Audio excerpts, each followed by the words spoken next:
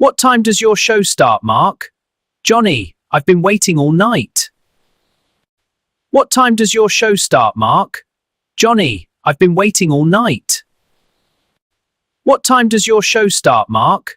Johnny, I've been waiting all night.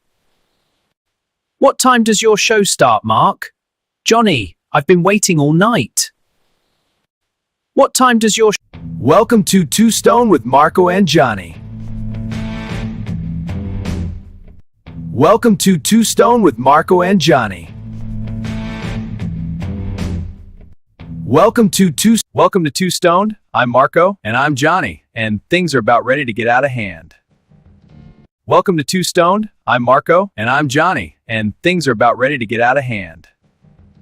Welcome to Two Stone. I'm Marco and I'm Johnny, and things are about ready to get out of hand. Welcome to Two Stone. I'm Marco and I'm Johnny, and things are about ready to get out of hand. Welcome to Two Stone. I'm Marco. Welcome to Two Stone with Marco and Johnny. What time does your show start, Mark? Johnny, I've been waiting all night. What time does your show start, Mark? Johnny, I've been waiting all night. What time does your show start, Mark? Welcome to Two Stone with Marco and Johnny. Welcome.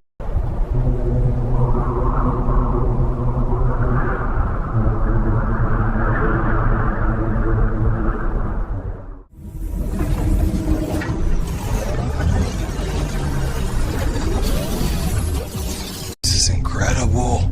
Does it work? Not yet. Ha!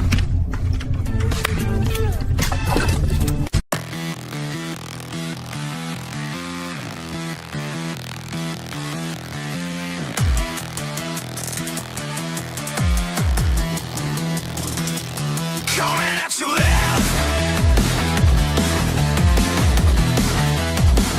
from the Nevada desert.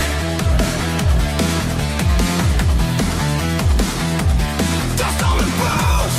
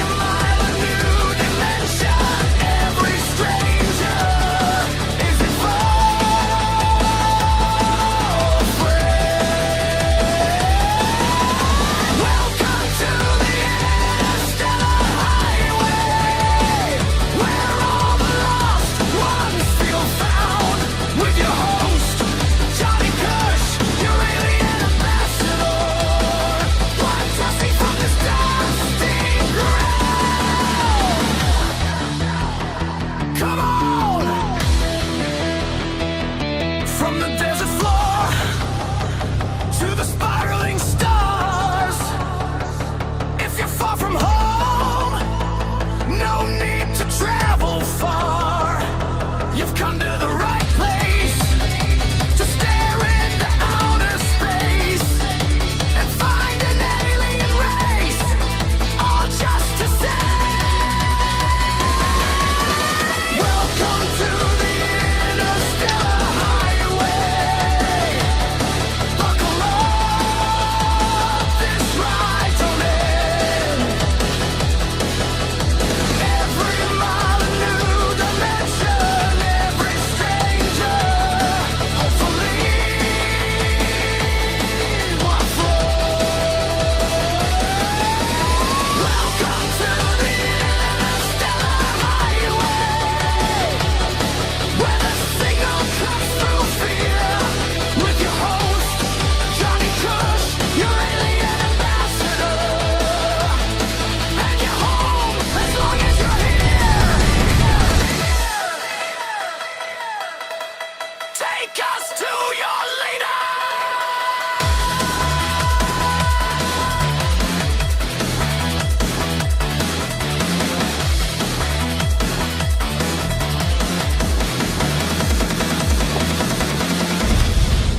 Your planet has been conquered, and your fellow humans have been shackled. If you want your planet's freedom, then give us back the prototype.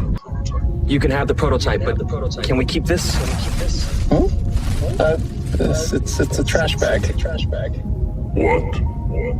That's what you would call a worst case scenario? Yeah. Not, losing oxygen or exploding in space or flying into an asteroid field. You really killed the vibe, bro. Where the ways all belong. With your host, Johnny Cush, your alien ambassador. Turning static into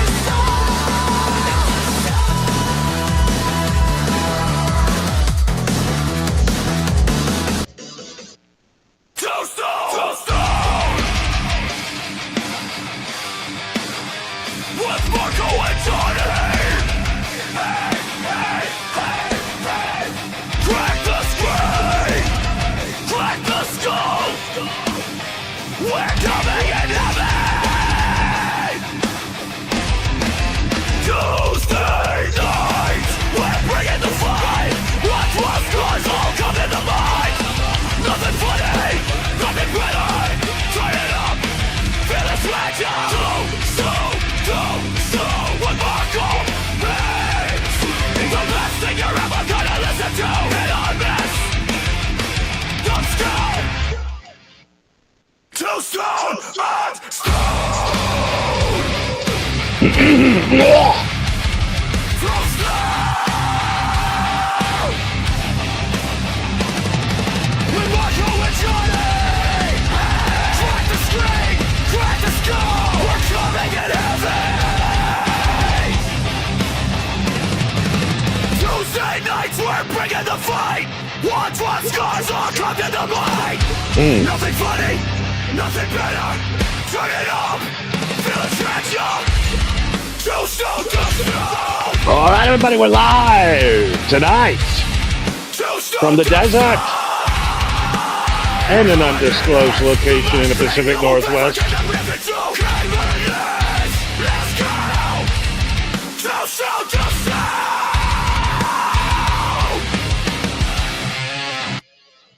All right, everybody, we're live tonight. It is Two Stone, everybody's favorite weekly show where you get together in our circle and we smoke and we have fun and we end the show when we are too stoned to go on. I am Johnny. And I am Marco. Yeah, sometimes I forget my own name. It tends to happen when you pregame before the show. We want to welcome, of course, our third Mike Pause Realities here tonight. And checking in with Rick. Rick, how are we doing tonight? Our producer? Producer Rick, Mid-Network. Affirmative, logs are updating. Woo! All systems go. All right, all systems go. Rick's ready to go. I'm ready to go. We're ready to go, baby. We are here. Broadcasting. I was gonna bring this up. How come I never realized until just now that Rick was a dog? Rick is an intelligent dog. He's really not a great producer. No, but that literally explains everything. I thought he was a dumbass human, but no, he's a brilliant dog. Hey, it's Rick, doing the best I can. For example, these balls I have, the type of these paws. I mean, it's tough to type with pause. I understand, Rick. I understand. Look, Rick. The only reason why you're the producer is because I ended up being the co-host of this show. It happens, man. I used to be the fucking music coordinator. You gotta start somewhere. Yeah, he keeps bumping up. He missed him. He missed the ladder. Rick got him. Well, he just has to wait until I get incredibly sick again, or I get horribly injured, or, I get abducted by aliens. That, and we also got Alicia's cat that's checking in tonight with us. Where's she at? Alicia's cat, Rick. I know you don't like playing cat clips, but can you put the cat clip up? There you go. What time does your show start, Mark? Johnny, I've been waiting all night. Welcome to Two Stoned. I'm Marco, and I'm Johnny, and things are about ready to get out of hand. They really are. I mean, we are going to get out of hand tonight. I can feel it. It always feels like something's going to get out of hand. Don't know when, but it does happen eventually. Paz says that he watched the last stream over on Rumble. Thank you, Paz. Appreciate it. I don't remember what I did, but I'm sure it was all right. I do remember.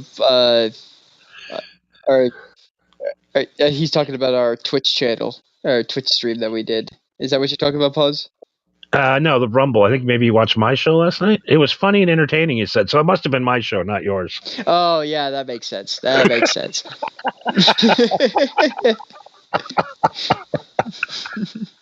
I am here to apply for benefits. I believe I am eligible. Please direct me to the correct office. Listen, buddy, you might be eligible, but we already have Rick. We can't afford anybody. We can't afford another mouth to feed at this point. Yeah, do you know how much Elpo costs now? I don't. It is expensive. And, Rick, he only eats Elpo. He won't eat anything else. Plus, you have to water it because he likes the dog gravy, he says. Well, I'm surprised that he has that level of intelligence, but still prefers dog food. Yeah, he does. He still does smoke, though. I got him a special doggy bong. He has to press the button and the smoke comes up to his bowl. I think it's required that you have to at least have been a smoker in order to be part of the MHH network. And, if you have pets, go get them some CBD treats. They will love you. They even have them at Petco now. Oh yeah. CBD pet treats are fucking awesome. And the best part about it is that, of course, there's that argument that people always have about having marijuana products being within arm's reach of a child. Well, I brought that up to a pet store owner one time, and I was like, how much of this dog food am I going to have to eat in order for me to feel anything? and he looked at me with like the biggest side eye I have ever seen. He's just like, why? I'm like, I'm just asking. I'm curious. If this is supposed to get your dog high, then how much am I going to eat in order to get me high? And he just shrugged. He's like, the whole bag? Maybe. And I'm like, really? It hits dogs that hard? He's like, yeah. I'm like, Well, the more you know. I mean, dogs love the ganj, right? Who doesn't? I mean, dogs are the most sophisticated species we have on the planet. Yes, I'm looking at my sophisticated dog as she's drooling on the couch, sleeping. It's like, yes, she is very sophisticated. Oh, pause. Listen to the Rumble show talking about the two beautiful women and the cost of $1,200. Yeah. Yes, your trip to the whorehouse. Yes. I'm in heaven out here. Yeah, it seems like you're settling in pretty well in the desert. Except for the house. Yeah, we talked about it before. You don't seem to like the house, but I think it's just because that's just anytime you move anywhere new, you're automatically like, this isn't my house, I don't like it, Yeah, so for the main bedroom today, I think I'm going to pull the trigger tomorrow. Mm-hmm. I'm going to put 12 Marshall 4x12 cabinets in there. Ooh, okay. 3 and 3 stereo full stacks. Mm-hmm. Now, I have a question for you, and we'll get into the real show later, in a minute here, but Okay. they're Marshall valve state cabinets. Okay. Are they complete shit? Because they're $150 each for a 4x12. Brand new. Well, $150. I'm not gonna say that they're entirely shit, but the fact that it's $150 does kind of make me scratch my head. It's either a shit product or it's good enough. You know what I mean? I think it'll at least look cool. Well, sure. If you're doing it for looks, then yeah, what does it matter? Yeah, I'm going to do a wall of Marshalls, and I'm going to do a wall of guitars. That you will never play. Oh, I'm going to play them, baby. If I got that much power, I mean, I'm going to have more power to blow the roof off my own place. 60,000 watts of pure distortion. I hated this roof anyway. I want a new one. I want to blast the roof off of my house like it's Back to the Future. So, yeah. So I got 2 rooms now. Figure out what I'm going to do. I got 3 left. Well, the bathroom should be pretty easy. Yeah, the bathrooms are already done. That's not a problem. I put the rug. I went to Walmart and got all that crap shower curtains and rugs and bath towels and all that bullshit today. Well, if you have some money to spare for bathroom additions, I'm sure you've seen it before, but there's like bathroom rugs and towels and shower curtains that you can get that when they come into contact with water, they turn red. Oh, so it's kind of cool. It looks like they're bleeding. Yeah. So you step out of the shower and you step onto the mat that's on the floor, and then you leave 2 bloody footprints on the mat. Or you wipe yourself off with a towel, and the towel looks like it's covered in blood. That's pretty badass. It is. It's kind of cool. I do have 2 other bathrooms to decorate, so maybe I'll look into that. Have one of them be the horror show. I kind of just want to sell my house and just live in this hotel. I love this hotel. You can't just keep spending money nightly, man. It's not that bad. $400 a week. Yeah, but still, $400 a week. That's $1,600 a month. Which, yeah, actually, now that I think about it, compared to a lot of places in this country, that's not bad. Not terrible. You get your room cleaned whenever you want. You get free dinner every night. You get free breakfast. I'm never up, but you're living in a hotel. And why is our screen? Why does it do this to me? It just stops. Okay. Whatever. Whatevs. But, okay. Well, so much for watching that chat board. Okay. All right. Sorry. So, yeah, I think I'm going to do a full guitar Marshall room. All right. What guitars? Do you have any in mind? I don't know. I'm just going to buy a bunch of cheap, shitty Chinese ones that look cool and throw them on the wall. Yeah, the ones that you actually play are stuffed into the back corner of your closet. And I don't know. Who knows? You know, they stole my other one that I liked. Yes, but you also live in the middle of buttfuck nowhere in the desert, so I'm hoping that even no matter how stoned or drunk you get, you will at least become acclimatized to the silence that surrounds you. You know what I mean? Because that happened to me out here. I used to live around people in the city all the time, but now that I live out in the woods and I've done so for a few years now, I can hear shit. You know what I mean? It's like I hear shit out in the darkness or out in the woods where I'm just like, the fuck was that? Will that kill me? Is it something that's gonna kill me, or is it something that's scared of me? Yeah, I mean, I'm scared of the, like I talked last time, of the scorpions and the snakes, but I mean, it doesn't seem like there's a lot of people dying out here from being attacked by animals, you know? Yeah, and I imagine that if you live in that sort of area, the hospitals have tons of anti-venom, and preventatives on standby for that kind of thing. I'm sure Yeah. tourists get bit by snakes all the time. Yeah, so the only thing I'm scared of is the rattlers. Which again, that's fair. That's fair to say. I don't like rattlesnakes. I'm scared of them. I was like, well, yeah, they can fuck you up, but at least rattlesnakes won't hunt you down. They rattle at you because you're getting too close. You know what I mean? Yeah, I'm so scared of. I'm scared of one coming to the toilet while I'm taking a dump. That's my biggest fear in life is getting bit in the ass by a snake while taking a dump. You do know that snakes can't breathe underwater, right? Well, that's comforting. There are aquatic snakes, but I assure you, none of them live in the desert. So that's good there. Just black widow spiders. I don't think there's too many there. California was bad.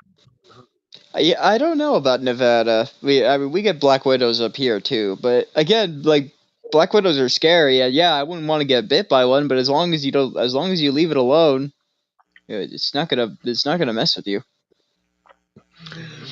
So the other thing too is I didn't know that there's a problem with fat girls breaking beds. I mean, overweight girls. I'm sorry, I didn't mean to say fat.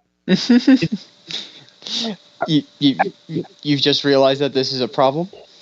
Well, I went and got another bed today at the mattress store, and the guy asked me, he goes, well, who is it for? Because we have these new beds in. It's a company that makes beds specifically for bigger people. Here's my big fig. So grateful that they sent me this bed. So thank you.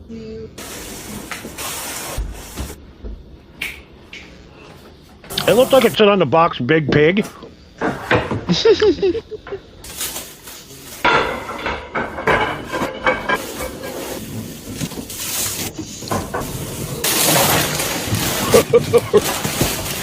This is called the Lux mattress, and I get why. It's so soft. To be honest, she doesn't really look all that big either. What's she doing that's breaking the bed? I'm like, why? Oh, Big Fig, not Pig. It's real close, though. It's real close. That if you got dyslexia, then I can see it. And I'm like, we got to the point where we got so fat now we have to buy reinforced beds. Yeah, I mean, I'm sure we've talked about it before, but I mean, I was fat for a big majority of my life, and I reached a point when I was like 295 pounds, and I was getting real close to 300, and that was the moment for me where I went, nope, that's it, I'm done, not anymore. And I see people all the time who are easily over 300 pounds, just walking around or using those fucking mobility scooters or something, and I can't. You can't say anything to them, but in my head, I can't help but look at them and just go like, how have you not had that moment yet? How do you not wake up and go, that's enough? That's enough? Yeah. How have you not just looked at yourself one day and just went, I need to fix this? Well, Marco, I had a really traumatic childhood, and, I ate my feelings. Shut up. Yeah, you know what else? You know what else is really good at working out your feelings? Punching the heavy bag. Yes. I just smoke my feelings away. Every day, I'll be a raging lunatic. Take a puff of a joint and go, why was I so upset? What's going on with me? Yeah. Is that movie with Dave Chappelle? Yeah. Why can't I never remember the name of that fucking movie? Talk about Half-Baked. Half-Baked.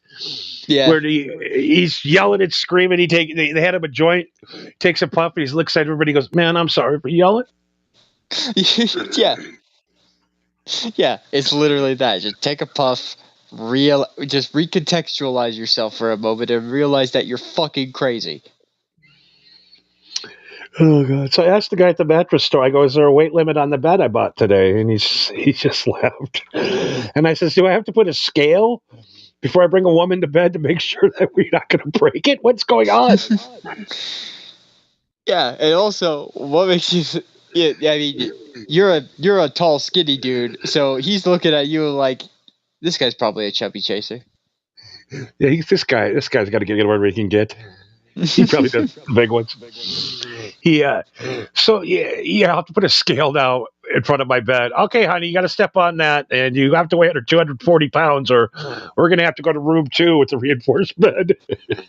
You gotta keep the sticker that's on the box that says what the weight limit is. Peel off that sticker and put it on the backboard of the bed. And it's just like, what's with the scale? You just point to the sticker. He's like, see, look, it's not me. It's the manufacturers. I'm sorry. Sorry, honey, we're gonna have to go use the big fig. We're gonna have to use the big fig, yeah. And you are not going to like what's in the big fig room. Oh God! So we got this week coming up here. The biggest news is Epstein files. Yes, the Epstein files have finally been released after what was it? 6 years? Yeah, I mean it's been going on for 40, but right. But better late than never. Better really late than never, I guess. I mean, what happened before the emails were exchanged? You know what I mean? Yeah. I bet you there's tons of letters and shit that have just been lost or burned that we don't know about. So right now on freedomnet.net, freedomnet.net, huh? They have every name on the Epstein list. You type it in and it pops up. Okay. All right. Okay, I want to get ahead of this tonight because this isn't going to be good for me. All right, not going to be good. All right. The guy. Oh, go ahead. I'm sorry. No. I just want to say before you start this, I want to confirm for the listening audience here that you are not suicidal. No. You have never been suicidal. No. And you have no desire to. No. Okay. I just want that for the record. Continue. Okay. Because if I do end up suicidal, we're going to have some problems. Exactly. So out of shits and giggles, I typed my name into freedomnet.net. Oh, no. And I'm on the Epstein list. How? I'll show you. Okay, let's see here. February 12th, 2014. I got an email from a man named Jeffrey Epstein at epstein@officeinternational.com. Subject, White Christmas. Do we have a suite full of snow buddies and no snow? You could probably use an ounce of snow to make the snow buddies want to party. That's it? Yeah. Okay, now... I delivered drugs to Jeffrey Epstein in 2014. So that's what this is. This was him confirming a drug deal with you. Yes. I was running late. He was blowing up my phone and I wouldn't answer it because I was at some other chick's house and I was running late. And he sent me this email and now I'm on the fucking Epstein list. Oh, shit. Now, I don't think anybody would have found it, but I just want to get ahead of it and said I had nothing to do with it. I didn't have sex with any kids. Right. I made a delivery. I was like a pizza delivery man, let's just say. Yes, and Johnny has already been busted for drug charges, so relax. Yeah, I mean, it caught up to me in 2020, 6 years later. Yes, it did. I was about to ask if you remember delivering it to him, but then again, you probably didn't deliver it to him personally. He probably had a proxy. No, I honestly, I did fucking 30 of these deliveries a night, so I don't think I met him or Giselle or whatever, but It wasn't anything out of the ordinary. But now I'm on the fucking Epstein list. God damn it. That is hilarious. Not only are you on the Epstein list, but you're on the Epstein list for a fucking drug deal. That's hilarious. Because the snow bunnies didn't have their snow that night. Yeah, that's like I can understand where out of context where somebody would say like, how could you get this email and not think that there was something malicious going on or something bad going on. But like Johnny said, Johnny never reads his fucking emails to begin with, so when he's forced to for the sake of business, I'm more than willing to bet that Johnny literally treated it like any other day. Some bitch showed up and was like, you Johnny? Like, yep, you got the money? Cool, here you go. And then just drove off to the next one, didn't even think twice about it. Like, No, I didn't know that I would be affiliated with a sex scam scandal. But I mean, I kind of did, but as a victim. And part of me goes, maybe I should start talking about the shit I did see. Well, since you're on the Epstein list, then I guess someone will eventually come knocking and asking about it, right? Yeah. So, and I'm gonna put this out there. And also, just because you're on the Epstein list doesn't mean you're a sex freak. All right? No. I'm a sex freak, but just because you're on the Epstein list doesn't mean you're a sex freak. I am on the list and I am a sex freak, but that's beside the point.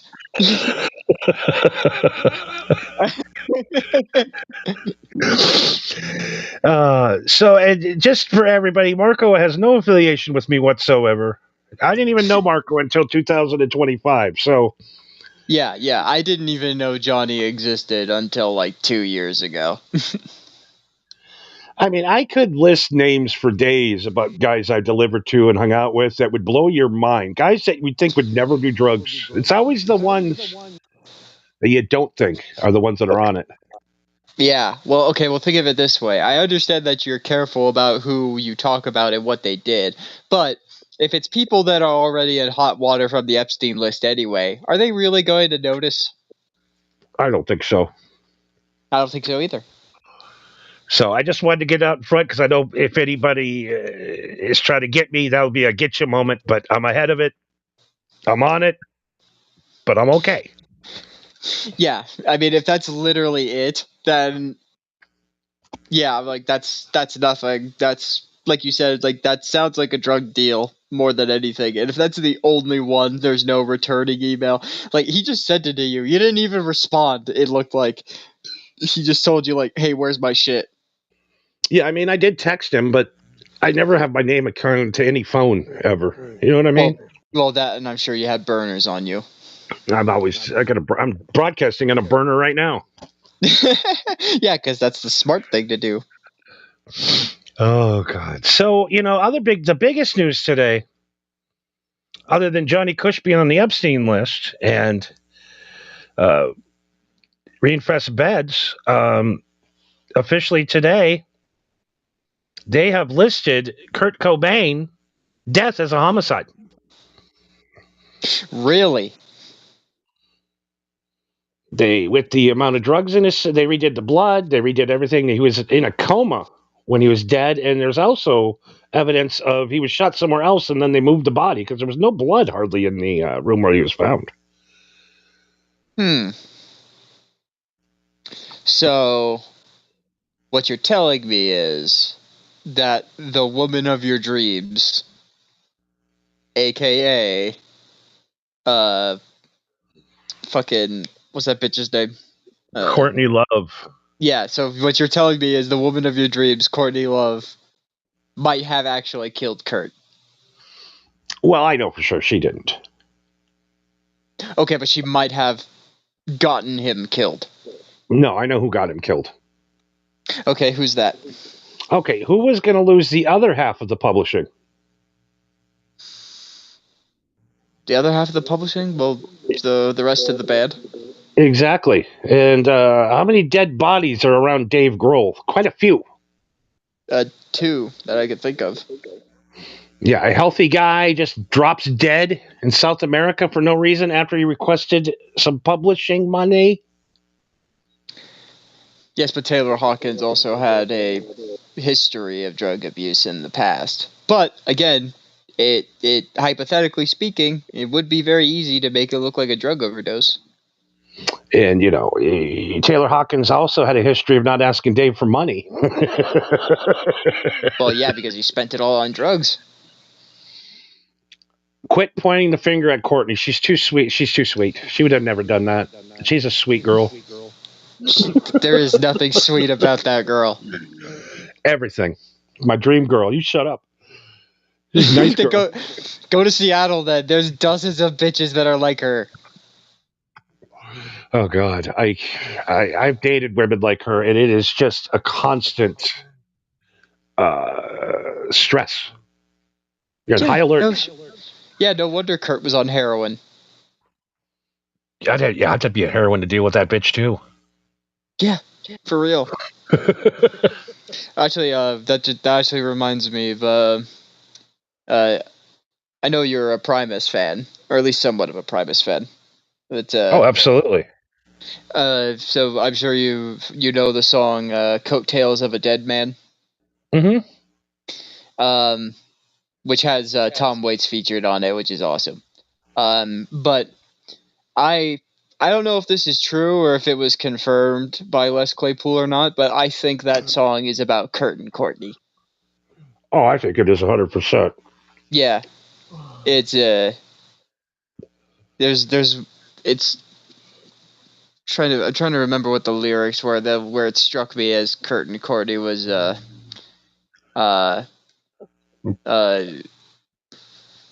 was searching through the depths of his deep, darkest hole. He reached out for something to feel. She offered back nothing but lack of respect, so he let himself out with 2 barrels of steel.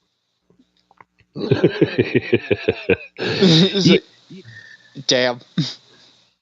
I wish that Kurt would have killed himself. Mr. Duggar's in the house. Greetings, Earthlings. Greetings. You're just in time, my friend.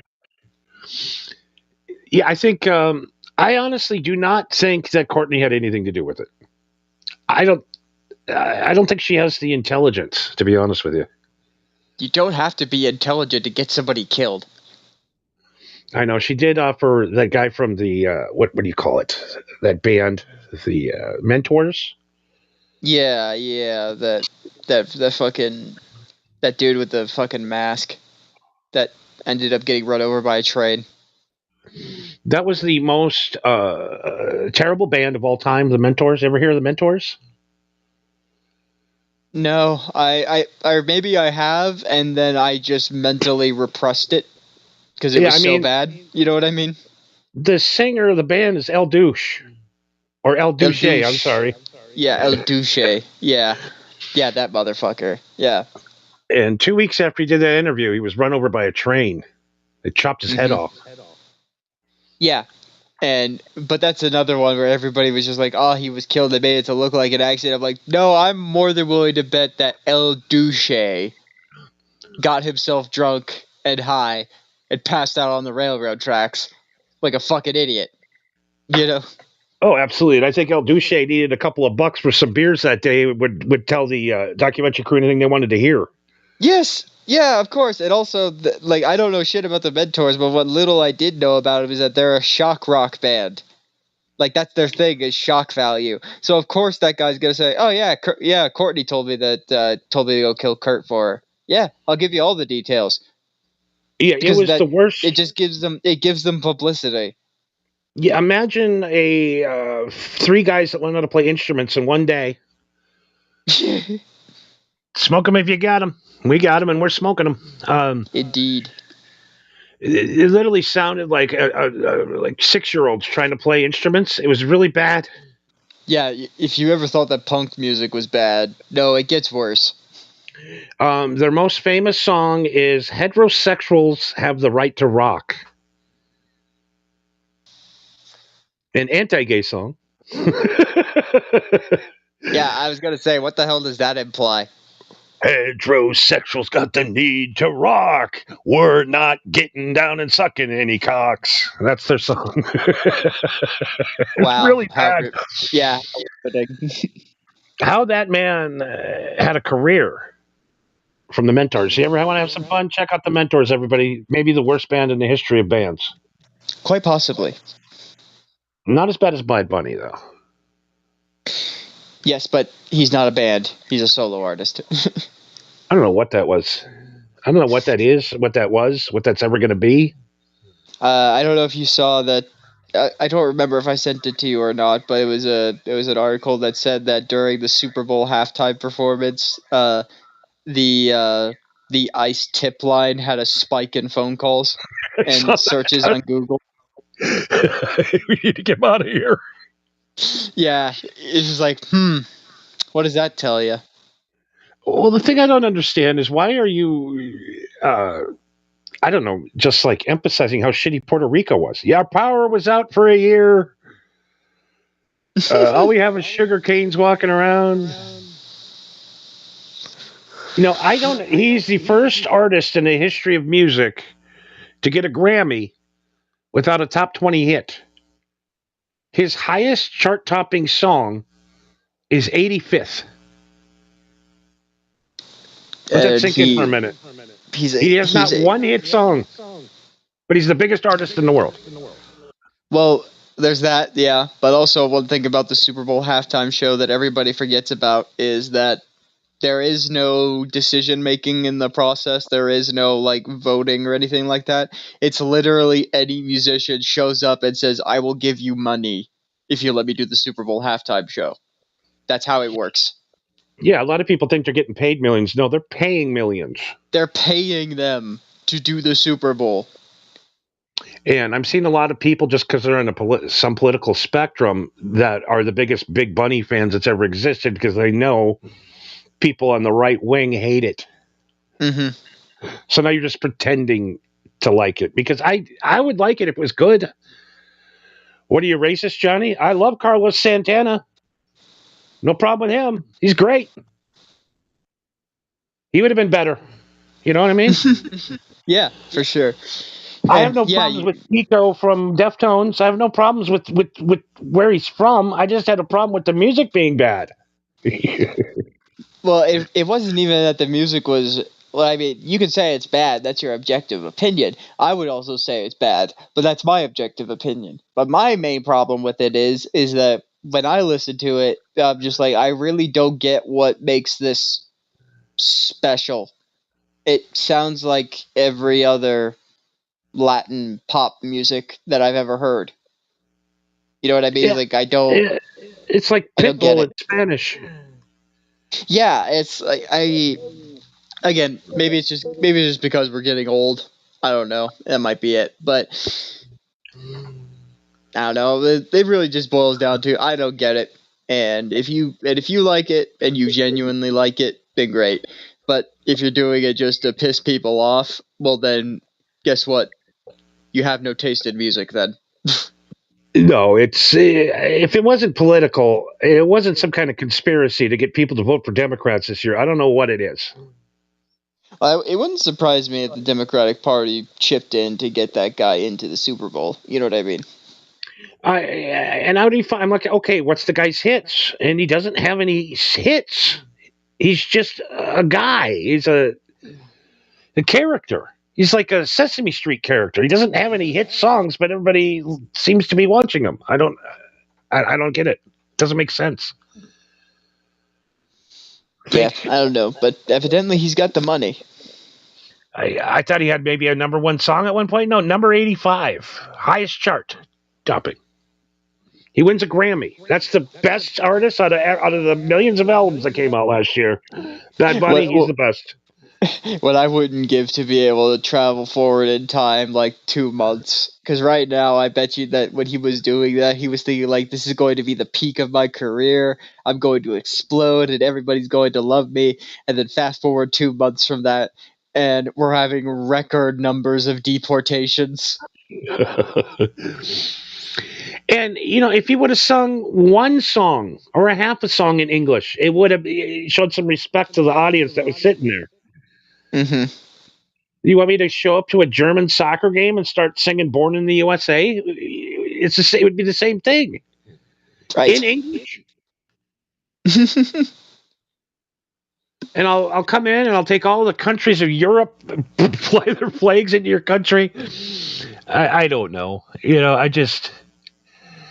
I'm not outraged by it because I watched the Kid Rock one too, and I think that might even been worse. There was a lot of people that said that they liked the Kid Rock one better than the Bad Bunny one. Well, because we could understand what they were saying. True. I mean, just because it was better doesn't mean it was good. I absolutely hate country music, so I did not enjoy it. I watched both of them, and I made an honest opinion that both of them suck. And you know what? I'll have to co-sign on that. Kid Rock comes out lip syncing. He's wearing jean shorts that are cut way too high.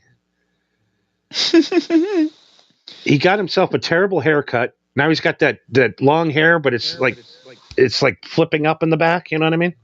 But he's called Kid Rock. He's supposed to look like a teenager all the time. And Mr. Duggar says, it was a deep state Marxist move by putting Bunny up there. I really think it is a coincidence we're having ice problems. And, he is Puerto Rican.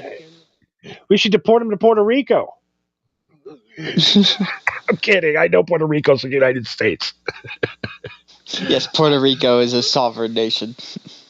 I've been to Puerto Rico, and it's a fucking shithole. I'll take your word for it. I've never been. It is third world country. But at least you're on an island. Yeah, 50% of everybody on that island is on welfare.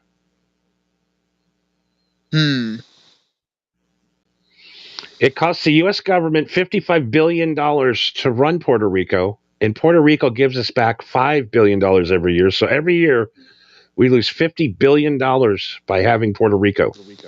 And now we're stuck with Bad Bunny. Okay, and why do we need Puerto Rico? Do we have, military bases there or something? Does it go back to the Cuban Missile Crisis deal? Is that it? Probably. I'm thinking probably. And we also own the Virgin Islands around Cuba, too. I think we basically took those islands over to watch what Cuba was doing. Yeah, and then we took over the Philippines to watch what China was doing. Mr. Duggar says, Kid Rock beat Bad Bunny by 20 million views. Well, on YouTube he did, yeah. Yeah. During the actual thing, it was 120 million versus 6. I mean, I'll be honest. That was the number. That's the real number. That was the actual scoreboard. I mean, I'm not going to lie. Yeah, the actual rated TV views. A lot of Latino people tuned in just for the halftime show. Yeah, well, yeah, it was all about them. Guillermo and Jimmy Kimmel loved it, he said.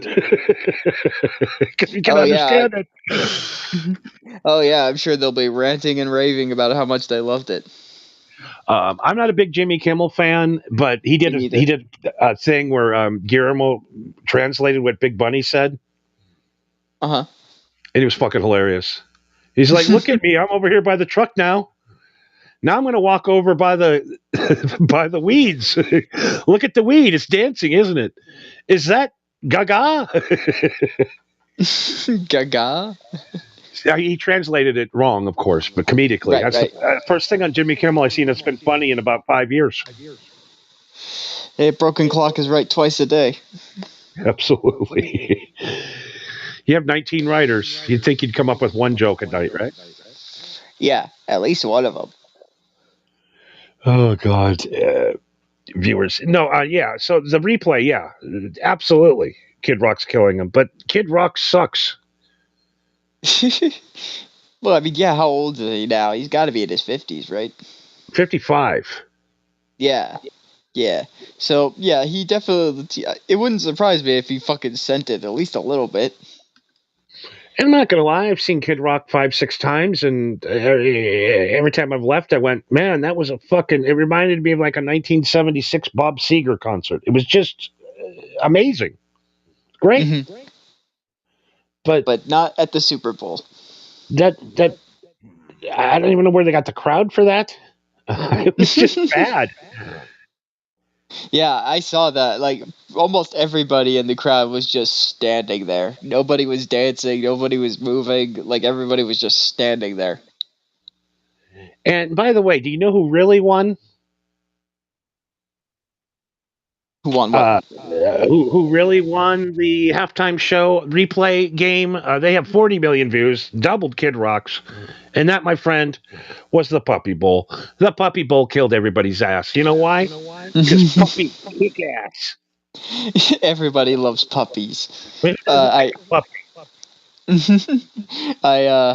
I actually saw a fucking hilarious video somebody made. I should have saved it and sent it to you. Producer Rick, But Mid it was, Network. Affirmative. Logs are updating.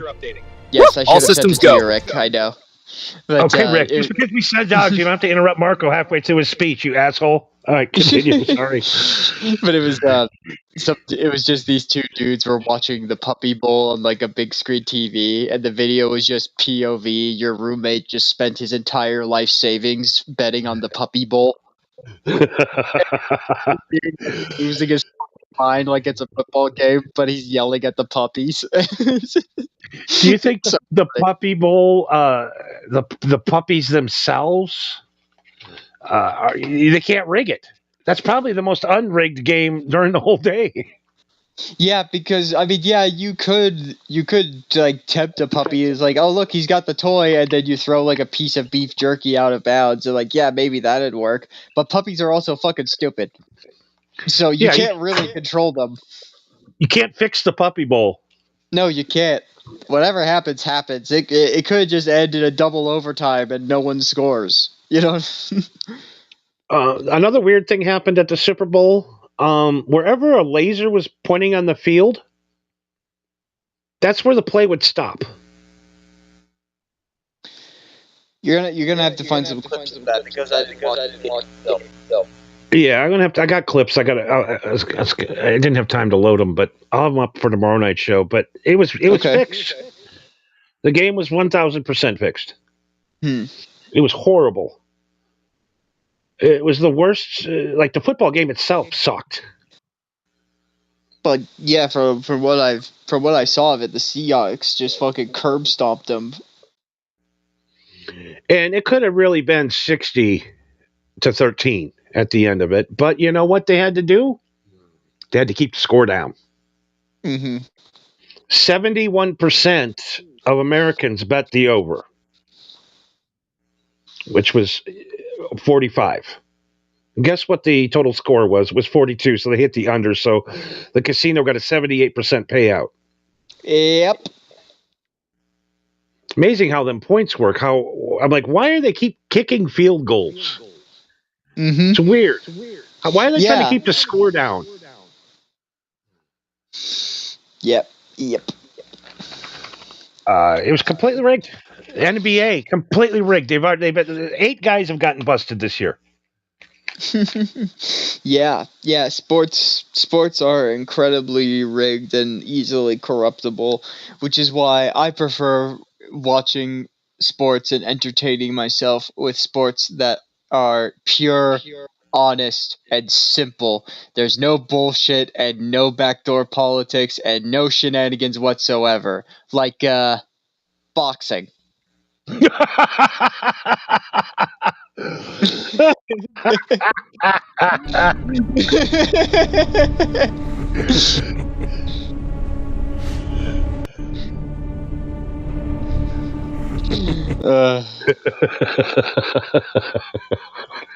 Boxing.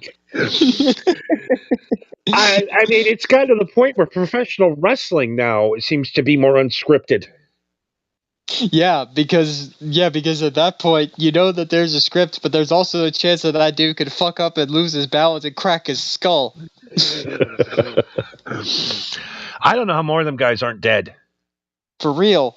I've heard, yeah, so many, especially those older wrestlers, they tell those stories about how many times they like broke their spine or broke their arm or get the concussions and the shit that they've done. It really is fucking insane. Like, wrestling really is a testament to how durable the human body truly is. It's weird them guys can do it into their 60s. I know. I can't even imagine, like, just leaping off of the turnbuckle and landing into the ring for like a dramatic entrance. Every time I see them do that, it's like I'm not even 30 and I felt my knees hurt watching that. Yeah, I jumped into a wrestling ring once. How'd that go? They threw me out of the building. Oh, wait, did you just like run like from the crowd? You just ran into the ring? The show was completely over. Everybody was gone, and there was nobody watching the ring. So I handed the camera to my girlfriend at the time, and I go, I'm going to go up and I'm going to go up on the ropes and stick my arms up. Just take a picture of me. Picture. Yeah, right. So as I'm going up there, this guy comes running down. He grabbed the back of my pants and threw me down, and I fell backwards and hit the back of my head on the back of the ring, and that fucking hurt. Yeah, I bet. I thought it was like a trampoline, but no, that's like a stiff ring. It's plywood. Well, the frame is. Not all it is just giant planks of plywood that go across. They have a little bit of bounce and give to it, but no, it hurt like hell. Yeah, I would imagine so. So yeah, they just kicked your ass out. Yeah, I mean, the guy grabbed. I wasn't expecting. I didn't see the guy come up from behind me, and he grabbed me by my belt and tried to pull me back, and I just slipped and fell straight back and hit the back of my head. I just remember the guy going, "You dumbass, get the fuck out of here!" Got to be quicker. Yeah, me with drinking. I love to drink. Get out of control. Yes, it reminds me of a quote from a long-distant ancestor of mine, which is, I love whiskey. I love whiskey so much that I can't drink it. Oh, I know.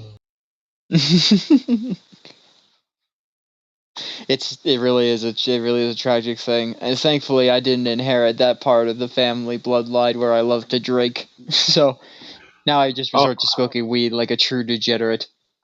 Yeah, taking a nice drink of a nice bourbon, and you feel the warmth going down your throat into your chest all the way down to your stomach, and you just go, ah. Now give me 14 more of those sons of bitches. 14, Jesus. Yeah, I'm a 22 drink guy. God damn, man. If I tried 22 drinks, I'm pretty sure I'd die. I mean, at my peak. I grew up in Wisconsin. They train us young. I started when I was 12. Yeah, drinking is an Olympic sport in Wisconsin. We used to drink a case of beer before we went to the bar. Yeah, it's called pregame. I mean, pregame with 20 beers each. Jesus. No wonder I was so goddamn fat back then. Putting fucking 1,400 calories every sip into my mouth. Yeah, your body fluid was like 30% beer. Yeah, I'm the guy. Is one piece of alcohol hits my tongue, I get memories of good times in my life. You know what I mean? It brings you back. The smell of a beer just gives you, reminds you of hookers and strippers, and you know what I mean? It's just there's good times going to concerts and drinking Jack Daniels, listening to Motorhead, Jack and Coke nights. Those are bad. Those hurt. Oh yeah. Well, yeah, it's because Jack Daniels is fucking shit. I have never had a good experience drinking Jack Daniels of any kind. No, and the other one that's dangerous is that Southern Comfort. I have never gotten my hands on Southern Comfort, thankfully. It is so good. Oh my god. That's what I mean. It's like drinking a bottle of candy. And it's 100 proof. I got a buddy of mine who's a big whiskey guy, and he told, I asked him like what was the best bottle of whiskey that he has or that he's ever had, and I forget what the name of it was, but it was a bottle that his wife gave him for their anniversary, and it was like a $400 bottle of whiskey. And Jesus. yeah, and he said that he took it and he put it into the shelf with all the rest of the whiskeys, and he got himself a glass and some ice, poured himself a glass, and he drank it, and he went, "That might be the best whiskey I have ever had in my life." And do you know what he did with it? Never drank it again? Yep, it's still in the shelf. He never drank it again. It's still sitting there.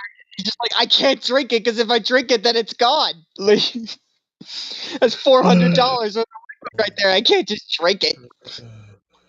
On ice with a squeeze of lime. SoCo. Yeah, SoCo and lime. Oh, boy, that is good shit. Yeah, I do like a little bit of lime in my drink. Yeah, you take the SoCo, you take the ice, you take the lime, you put it in one of them copper cups. You put the lime and the coconut, and you shake them both up. And you shake it really good. And you what do you call it? Strain it over some new ice. Oh my God! Oh, I think I might go down and get one of those after the show tonight. Well, since we already popped the seal on this, what is your like? Let's say you had you came into your new house one day and it turns out that you had a full bar there. What's the first drink you make? Crown Royal on the rocks. That's it? Just straight Crown Royal with ice? Yeah, I love Janis Joplin approved. Mr. Biggers. Yeah, I love I think that is the best whiskey. I know I'm it's white trash whiskey, I know, but it's Canadian. Top shelf white trash. It's top shelf white trash. It's like the best white trash. Still white trash. Top shelf. Yeah. Yeah. it's definitely I've had worse whiskeys for sure. And honestly, their flavored whiskeys aren't bad either. Usually flavored whiskeys are terrible, but their flavored whiskeys are real fucking good. Oh, they're chocolate with some chocolate milk. Oh God, what a dream drink that is. Yeah, you can't like any alcohol that is like sugary or chocolate flavored or anything like that. You got to keep that shit away from me because I will knock that shit back like it's liquid gold. I know. Then you stand up and you fall right back down again. Yep. Yeah. Yeah.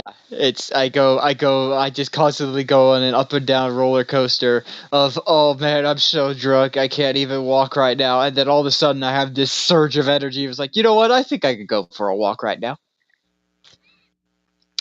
Hell yeah.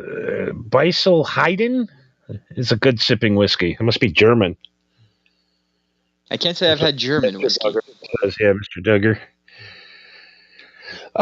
Yeah, I still have about 18 I had a company 12 years ago send me a case of bourbon called Old Cock. I remember you talking about that. I still have 18 bottles left. Jesus Christ! Well, I mean, I'm assuming you're the only one that drank it all. Yeah, no one else will drink it. Well, probably because it's called Old Cock. No, it's great. It's from old Jim Beam barrels, aged 300 years or whatever. I don't know. It was really expensive. It's like $300 a bottle. They just gave it to you? Well, they were sponsored by show like 12 years ago. I see. And I used to do the thing when people actually used to listen to me. I used to do this thing where I would just have them send me shit so I could give it away. But then I figured I couldn't give liquor away online over the show. It's illegal. Right. So I have it. I mean, I don't drink that much whiskey. Right. But when I do, I mean, they're not small bottles either. They're the big 750 milliliter bottles. Yeah, you can clean carpet with that stuff. Yeah, you pour that shit onto your car battery and it corrodes away the fucking acid. It's actually great whiskey. I like it. It's just, I don't know. Sipping on Old Cocks just doesn't sound great. You know what I mean? I'm going back to my place and have some Old Cock tonight. How about you guys? Unless you get those wine glasses that look like cocks.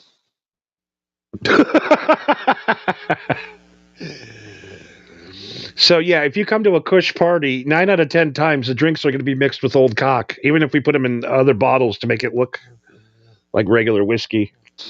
Yes, Johnny. Could I get a Coke and cock? The worst was Schlitz. Oh, Schlitz.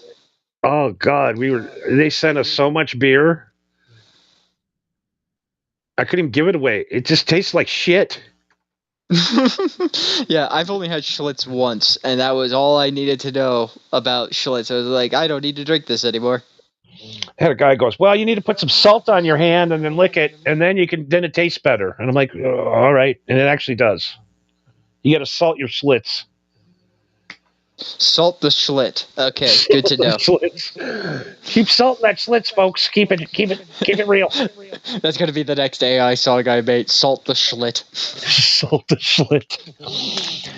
By the way, I hope you guys liked the new intro song tonight. Nas Redna will be he's going to the rear end of the show now.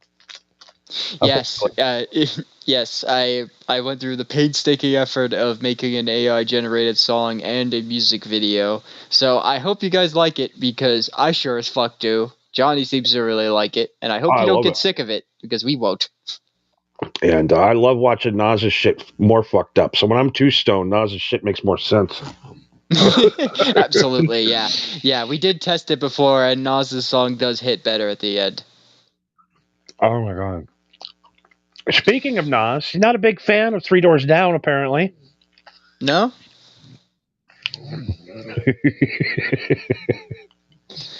Poor guy. Yeah, the singer of Three Doors Down has passed away. I believe he was 47, something like that. It was his liver cancer finally took him. So, yeah, real sad. I mean, I'm not gonna say I was like the biggest Three Doors Down fan, but for bands that came out around the time that they did, they were pretty all right. You know? Yeah, I love that Loser song they do. Especially when you're kind of in that mood, to be kind of in a bummer mood. That's a really good bummer mood song. For sure, yeah. That's the thing. Like, Three Doors Down was always inoffensive to me. Like, they were never my first pick, but I never skipped them either. I kind of made them like Timo Creed. You know what I mean? They were like Timo Creed, yeah. They were like Creed, but not Creed. Yeah, I get what you mean. When Creed came out, there was like fucking 30 bands that sounded like Creed all of a sudden. Well, yeah, because they created something that worked, and they're just like, oh fuck, we could do that. Creed is the only band in history that everybody hated so much. They broke up until people said, hey, you know what? Maybe they weren't that bad. They came back and they're selling everything out now. I'm here now from out of nowhere. Yeah, everybody hated them so much, and then they broke up, and then everybody. Well, I've had this conversation with people before, where like, when there's a song that you hate, and there's obviously songs that you hate, but then there's songs that you hate, but you keep listening to it. Yep. And it's not because you hate it, but you do hate it. But you're still listening to it. You know what I mean? I think I loved Pearl. Oh yeah, from Janis Joplin. Yeah. Yeah. What'd you just say? I'm sorry, man. I just said yeah. Yeah, Rick. God damn it, Rick. Okay, all right. He's going out to potty, so it's just me and you right now. Okay, good. We can talk shit about him all we want. Yeah, that fucking whiny little bitch. Yeah, seriously. Where the hell did you find him anyway? He was just hanging outside. Did he talk to you? Did you know he could talk? No, do you know Rick is an alien, right? Do you know all dogs are aliens, right? Okay, well, that first part I kind of realized, considering that he could talk, but you're telling me all dogs are aliens? Yes, all dogs are aliens. And then one day they're going to rise, and it's See, I not always going to thought. be good. See, I always thought it was cats. No, well, cats are aliens too, but they're a different kind of alien. They're like the pussy aliens. Gotcha. I see. Okay, but the dogs are the ones that are going to take over the world. Yeah, one day I think it's going to be March 17th, 2026. The mothership's going to come down, and the dogs are going to attack all of their owners and murder millions because they're all in your homes now. Mm-hmm. And the aliens will then take shape in their alien form again and take over your homes and our country. Maybe I should change the ending scene of the music video to, instead of Earth being taken over by aliens, it'd be taken over by dogs. Yeah, no, that was Rick drinking last night. He had a couple of beers and he had one of those edibles, CBD edibles. So, he might be lying. Yeah, and you can't hide anything from him. He always finds it. No matter where you stash it, he can always sniff it out.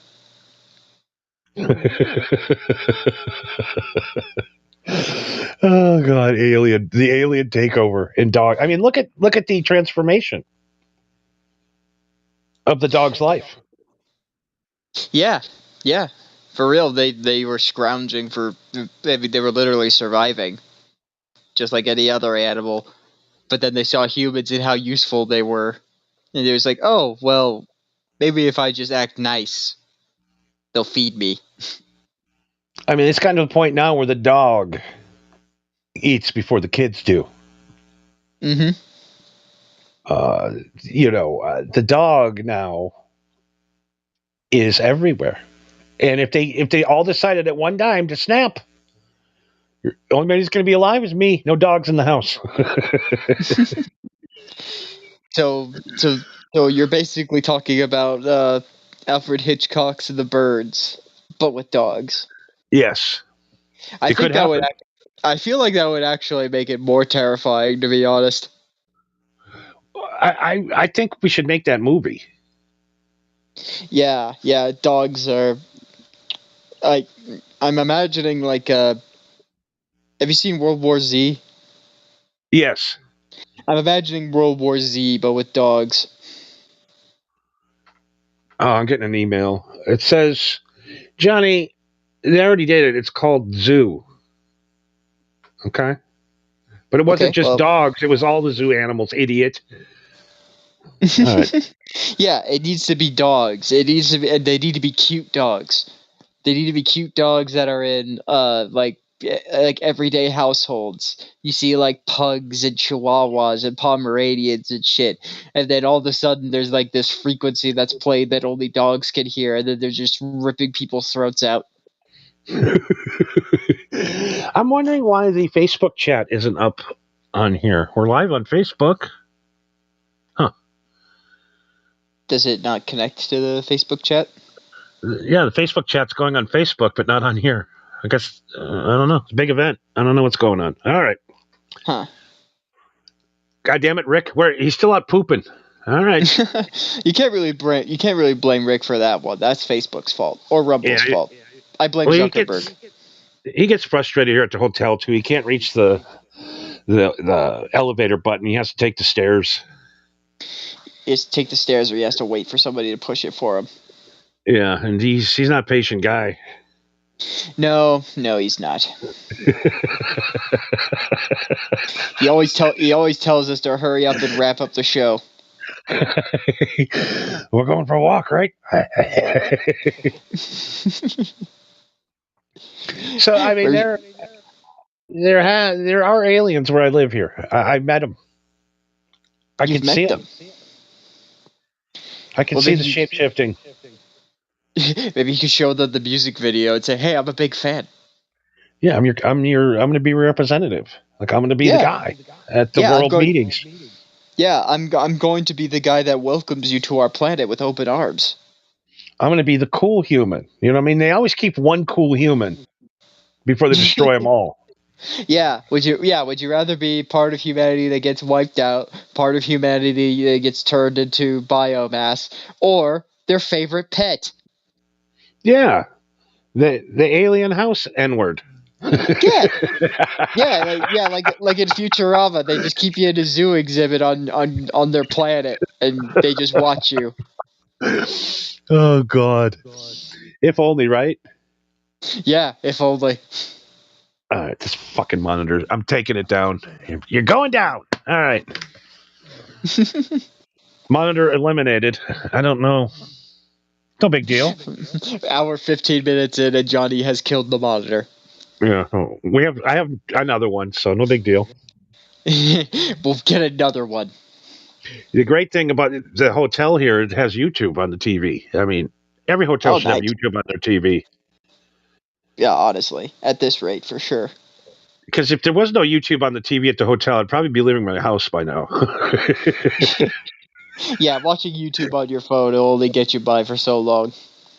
What is better than getting high and going down a YouTube rabbit hole for 7 hours?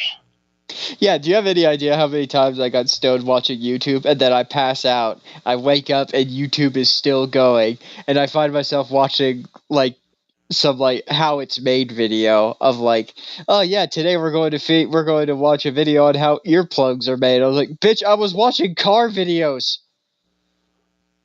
How the fuck did I get here?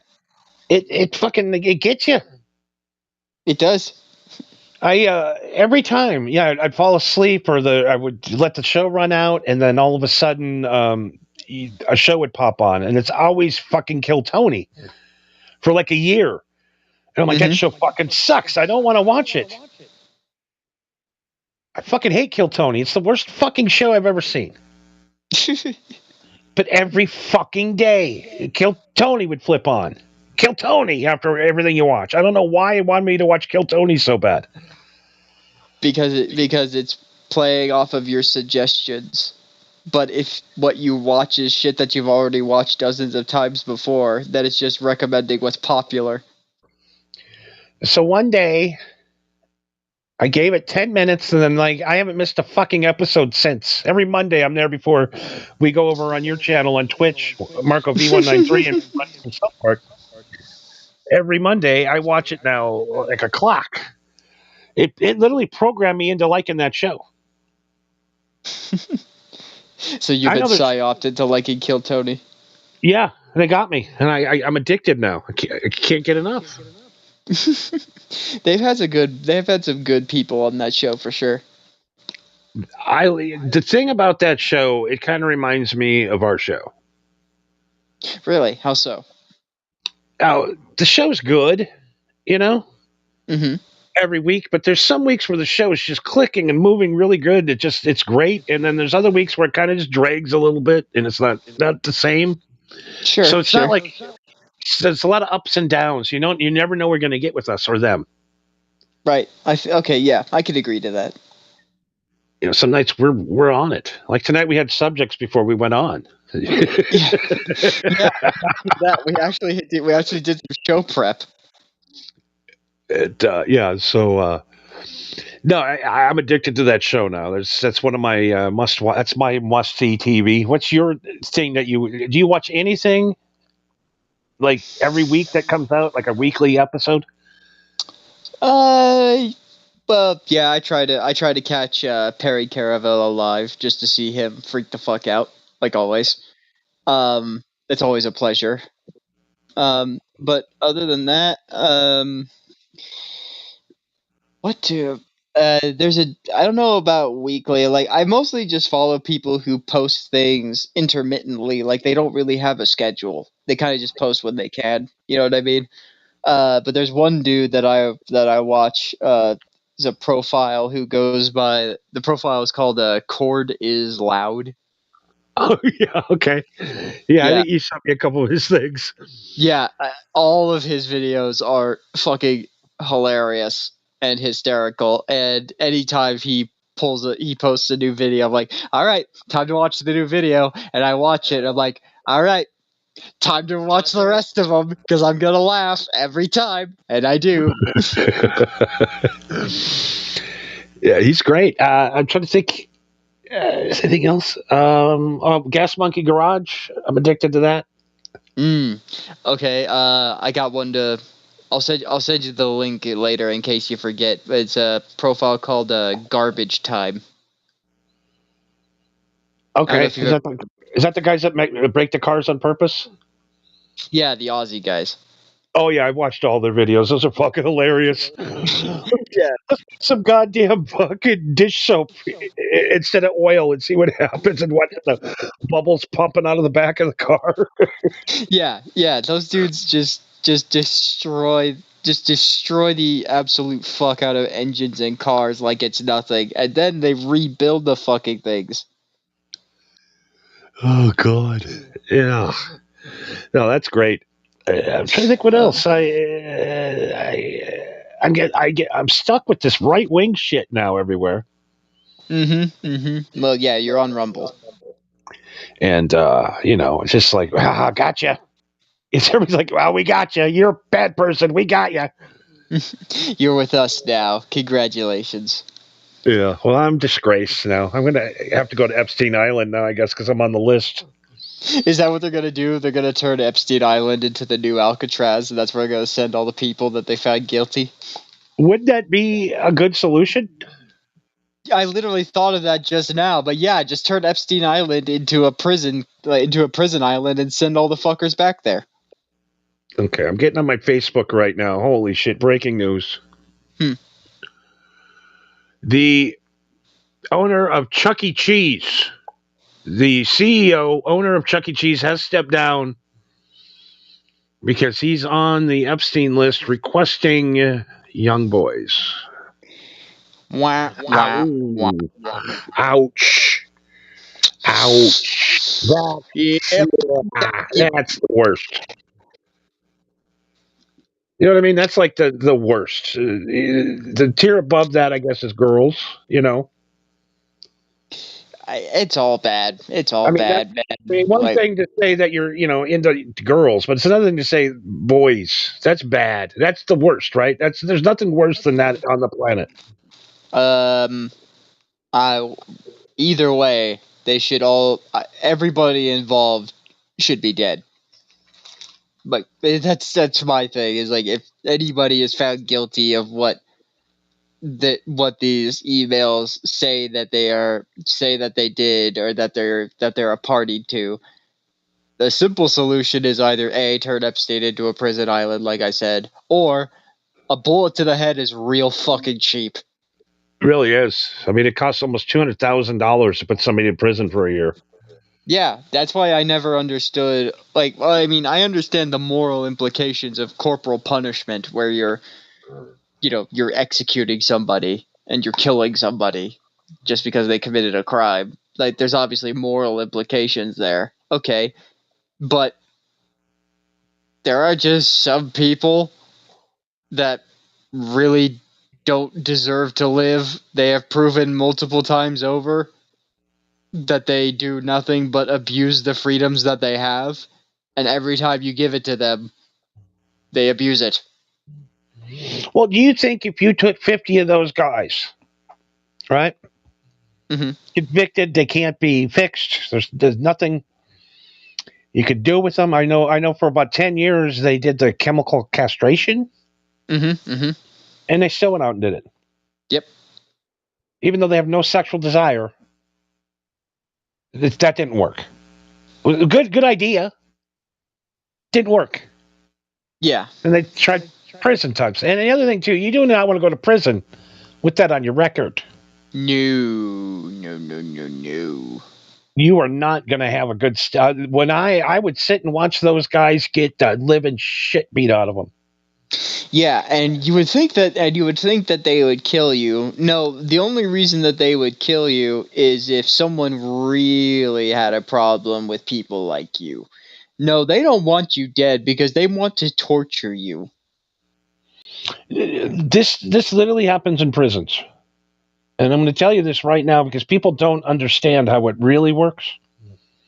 So they'll take one of these guys because the guards can't stand them either. Nobody can stand these people. We don't want them in our society or anywhere. No. And, a simple solution, guys. You ever thought about midgets?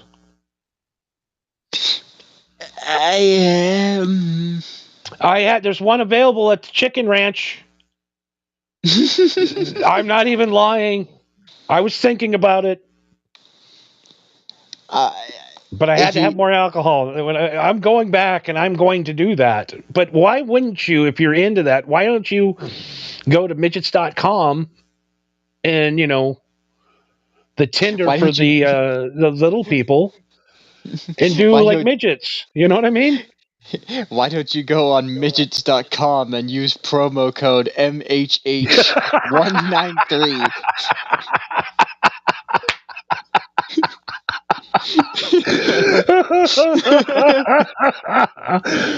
You got a hankering for the young ones?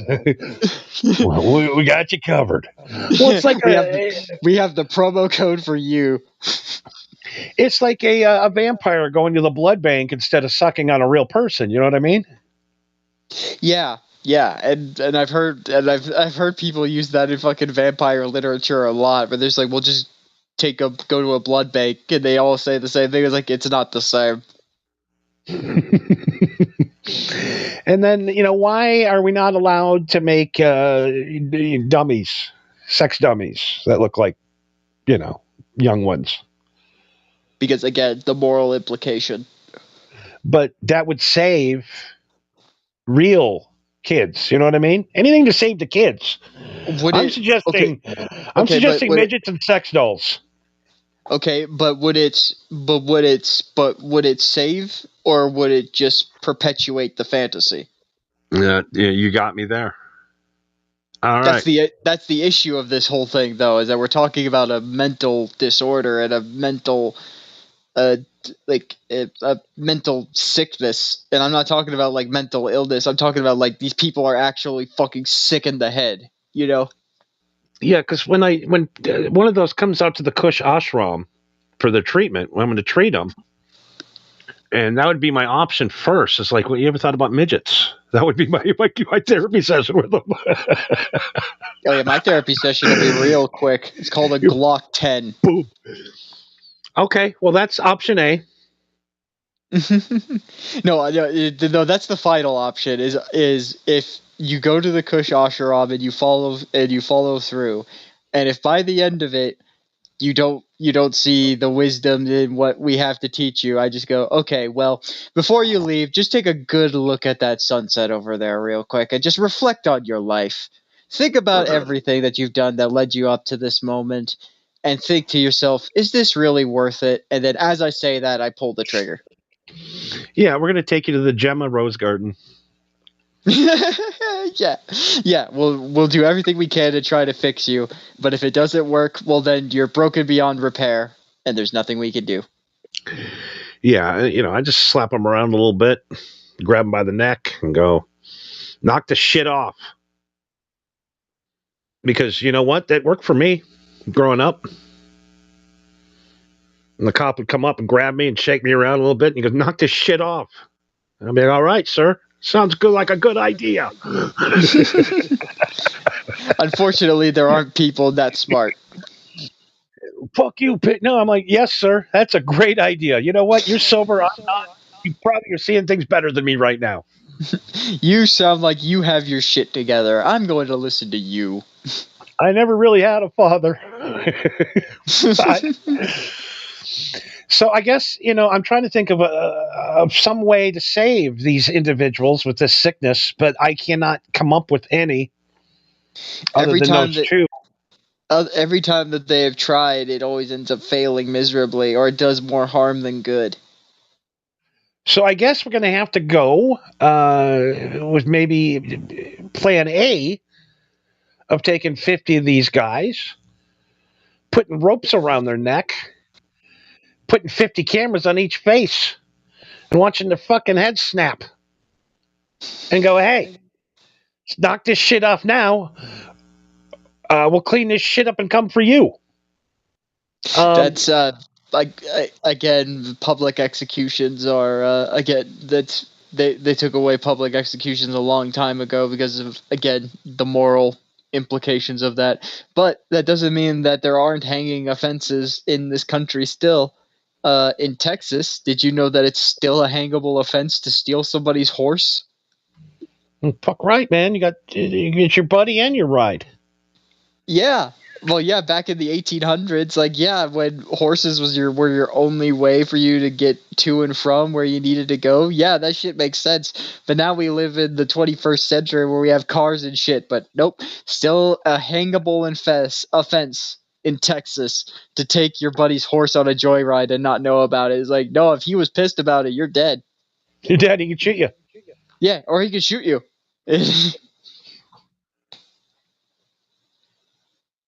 It really is fucking wild, the shit that you could get away with in this country and the shit you can't get away with at the same time.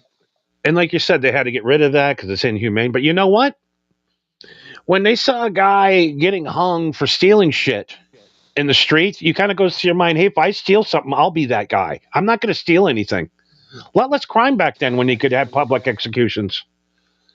There was I forgot who it was. It was a comedian that I saw who made a very good point, which was, in Saudi Arabia, if you get caught stealing, they chop off your hand. Guess what? You can only get caught doing twice in Saudi Arabia.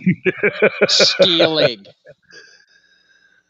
Yeah, we have no discipline. No, it's no. The discipline that we have is going to court. Kinfolk get 30 minutes with the perps. That would be great. I would love to see that. Put him in a room like they did Opie on Sons of Anarchy, and they just beat him to death in a room with sticks. That was great. Oh, I saw some fucking security cam footage in a prison the other day that, like, it really shouldn't have made me laugh because I know that fucker's dead. But, like, it was just some security cam footage of what looked like from, like, the second floor balcony of the cell block. You know what I mean? Mm-hmm. And it just seemed like some normal footage of prisoners just sitting around, walking around, doing their thing. And then all of a sudden, like, in the background of, like, one of the far-off cells, you see this dude just ragdoll and fucking limp just hit the ground. And then his body is just dragged back into the cell. And it's like, oh no. Yeah, I mean, I guess the story I forgot to tell you is they'll throw one of those pedos in with a guy that's in for life. Mm-hmm. It doesn't matter if he gets another charge. Yep.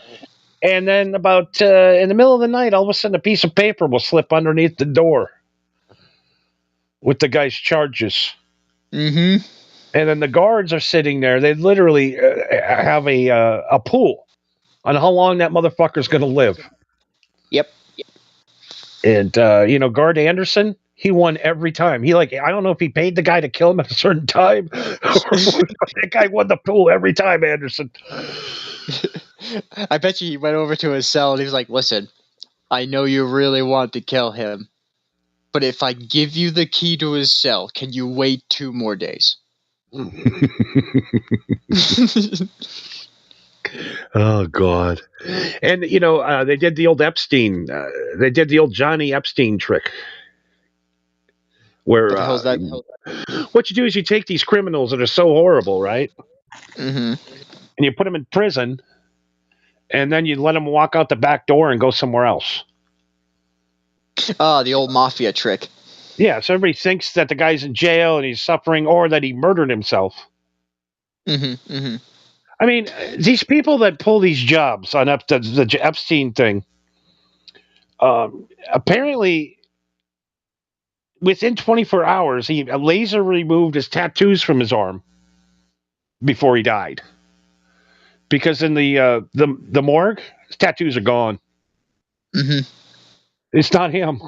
Yeah, well, the tattoos are gone, so it's clearly not him. I mean, obviously, his skin looks like it was coated in piping hot bacon grease where the tattoos would be, but it's not him. No. Not him. They snuck him out the back door. And you know why? Because it would literally collapse the entire system. he's got the most safest safe net of all. He's got the videos of all the stuff. He knows there's everything that could sink these people is on video, and he's the only guy that knows where he is or has a plan that says, if I die, well, guess these are getting released to the newspaper tomorrow. Actually, I do like. I was originally somebody who didn't think that. Like, I don't think Jeffrey Epstein didn't kill himself, but I wasn't sure about him like faking his death.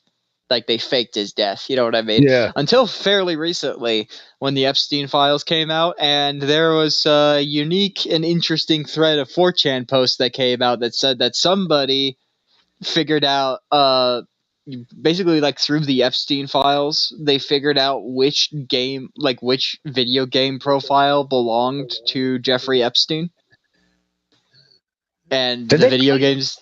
Yes, that there's somebody on the internet that has claimed that they have found Jeffrey Epstein's like game profile and gaming history, and apparently for the last few years, ever since Epstein has been declared dead, that profile has been still active, playing games like Fortnite, and the IP has been tagged in Israel. That's weird because I've been seeing all over the internet in the last 2 days pictures of Jeffrey Epstein in Israel. Yeah, well, I'm sure he's visited. You know, I'm sure he's been there. Like, no, recent picture from like the last 2 days. Yeah, well, that's the thing is that I stumbled across this. It was like a 4chan thread, and I was just like, okay, yep, typical either 4chan schizo or somebody making a shit post to stir up the crowd or whatever. And I kept on seeing people taking screenshots of it and posting it more and more, and they just kept getting deleted. Dude, I was deep into 4chan back in the day. I mean, high and deep. Yeah. We probably crossed paths at one time. Oh, I never commented. I always lurked. We would go on, and I'd tape a guy like I don't know, just for fun, with my old 4chan fun. So what we would do is I'd have guys at the same time as me on at night, right? Mm-hmm. So I'd go on 4chan and I'd put their numbers on and like, get them. And they got them. Just call after call after call. Rocknet. Have you tried Rocknet yet? What's Rocknet? Have you tried Rocknet? And they would just do that for hours until it drove them guys insane and they quit broadcasting. Nice. I mean, they would dox them. When you unleash the hounds, you're done. I have ultra respect for 4chan. I nothing but 1,000 respect for 4chan and everything they've said. I think most of America owns 4chan and fucking apology. 4chan has actually done a lot of social justice, believe it or not. It's crazy to think about, but they've actually done a lot of good things. Like I said, I never commented, I never posted on 4chan. I always just lurked and read because I thought it was funny. And sometimes you'd stumble across some real shit. But I remember talking about it with my brother, and I asked him if he ever did anything on 4chan, and he said that there was one time, and I remembered seeing a screenshot of this post, and I didn't know it was him, but it was him, and it just had like a picture of that like satanic pentagram symbol with the goat's head, you know. Yes. and my brother posted that and said, I'm a practicing Satanist, ask me anything. And he said that the only comment he got on that post was, how's middle school going? It's just like, all right, okay. Oh God, them guys, man, they've done so much cool shit. And the best thing though is back when I was really into QAnon back in the day. Mm-hmm. And like, I don't think most of the people understand that we trolled them. Yeah. QAnon was a fucking goof, and then QAnon was us goofing with Trump supporters because we hated Trump. That's what QAnon was. and they all Yeah. bought into it. They showed up to Dallas for JFK's return. Yeah, they showed up, and yeah, there's just a bunch of motherfuckers showing up with QAnon shit, saying like, "Yeah, we're QAnon," and meanwhile, the actual people behind QAnon are watching the news, laughing their asses off. Literally, I was bent over at times watching these idiots like take every ounce of shit we gave them. You know, we give little pieces of stuff that was kind of true, and they would literally go insane. Yes. There's a video game I've played. I don't know if it's a game that we'll play. Maybe we will in the far future. But basically, the whole point of the game revolves around like espionage and stealth tactics. You know what I mean? And in one of these games, the main antagonist is an American senator named Senator Armstrong. And he's basically doing like a full-fledged like hostile takeover of this country. So as you're going to stop him, you basically like he's brought like the full force of the U.S. military to fight this country and take it over. And as you're fighting these forces and you're talking to him, you basically say like, you may have the best weapons and you may have the best military, but you can only keep fighting for so long. Your power only lasts for so long. And he just laughs and he goes like, this isn't power. This is power. And then he pushes a button, and then all of a sudden you get hit with these news feeds from all around the world saying like, oh, nuclear bombs went off in Japan, war breaking out in Libya, like all of these news reports. And you just look at him, you're like, what did you do? And he smiles and says, nothing. I did nothing. Nothing. Nothing. Yeah. He's like, that is true power. I can say, like, he basically said, like, information is true power.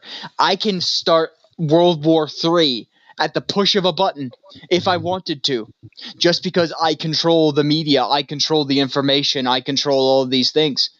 I can say whatever I want, and it happens. Mr. Duggar goes, X-22 report on you on Watch on Rumble. I don't, but I will. I'll watch any recommended programming from anybody. I'll listen to anyone. Yeah, I'll pretty much watch anything that's recommended on Rumble because I don't want to dig. And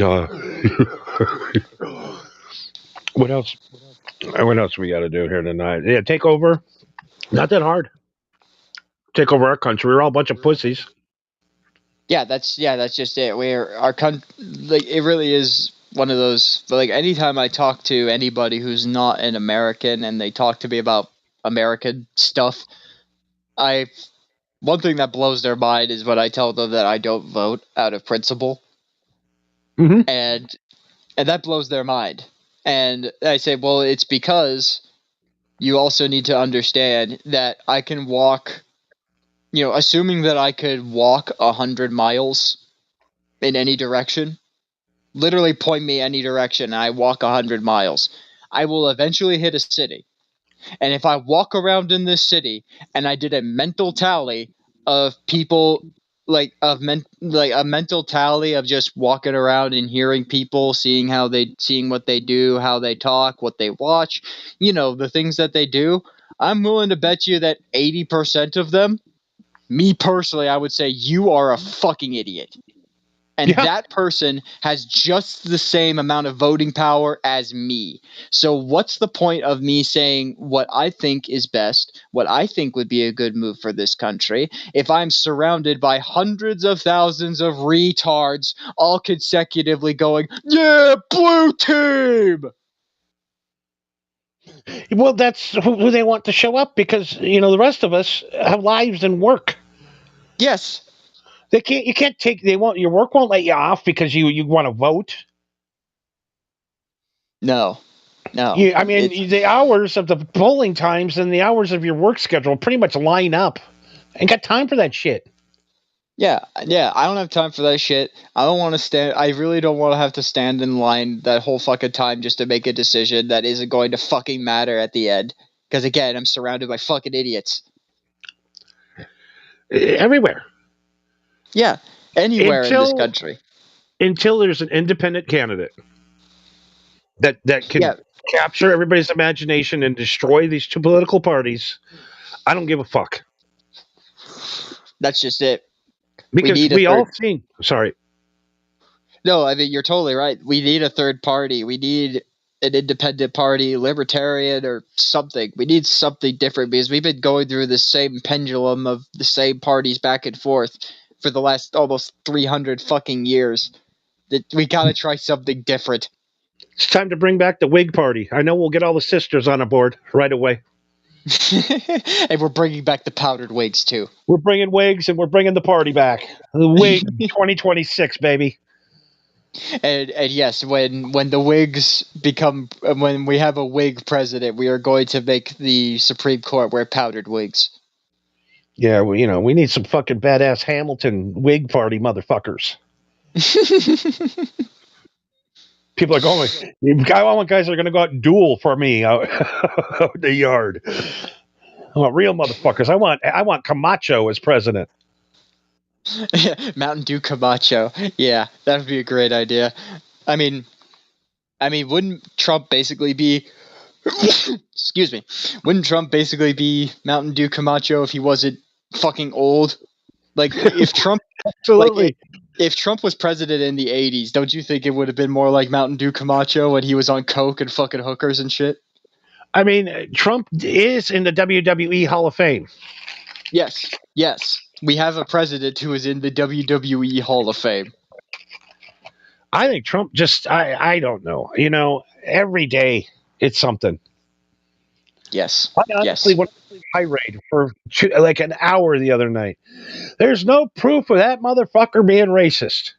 Show me one thing. Anyone. The very next morning, I do a Google thing, an alert. Trump shows the Obamas as monkeys. And I'm like, no way he did that. No way. No way. I had to Google it. I had to go to Snoops. And they go, yeah, he actually did that. I'm like, come on.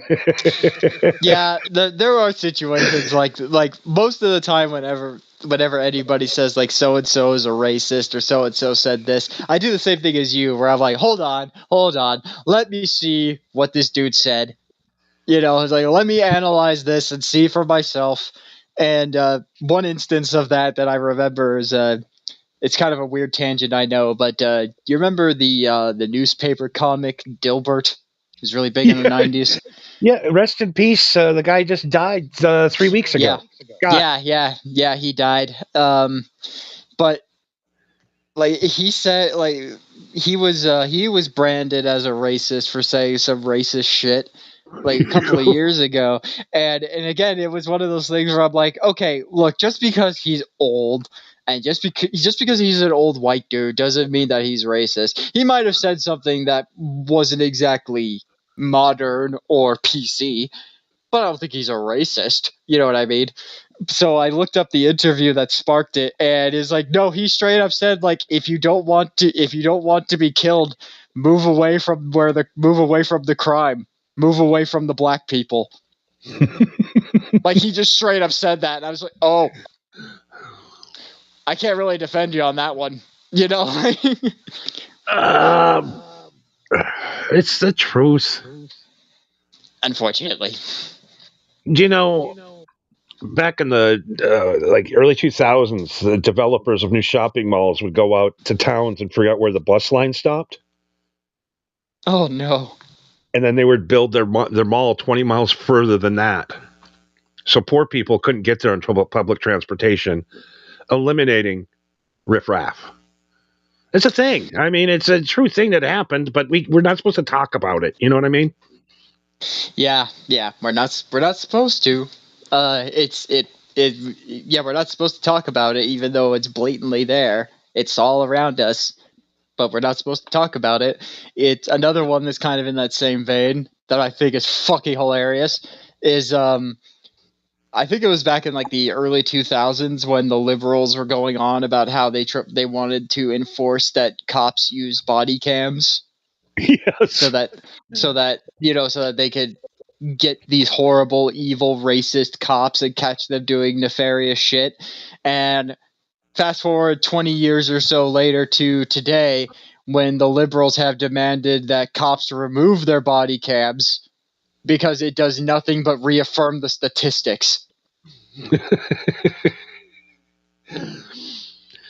Yeah, exactly. You see what these cops are going through.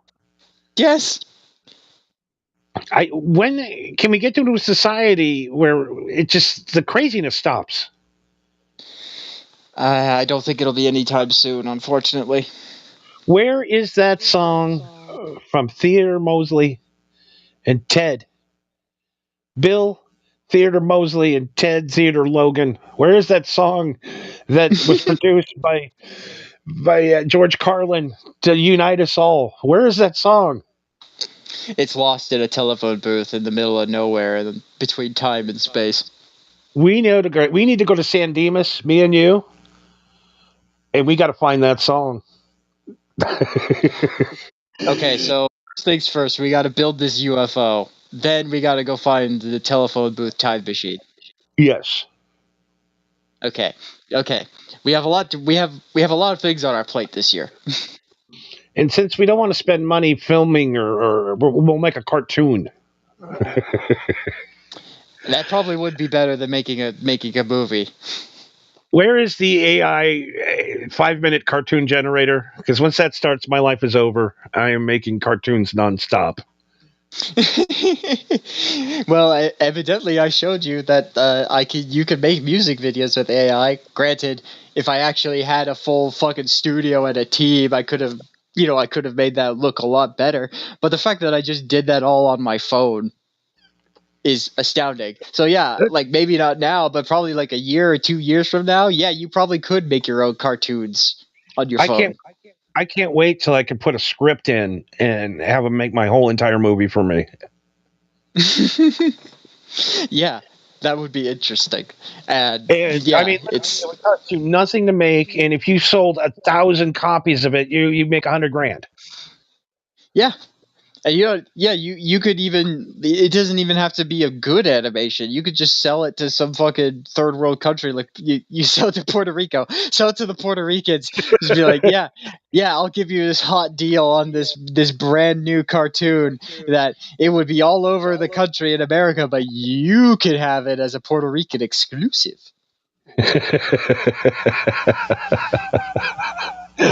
Free paper towels too.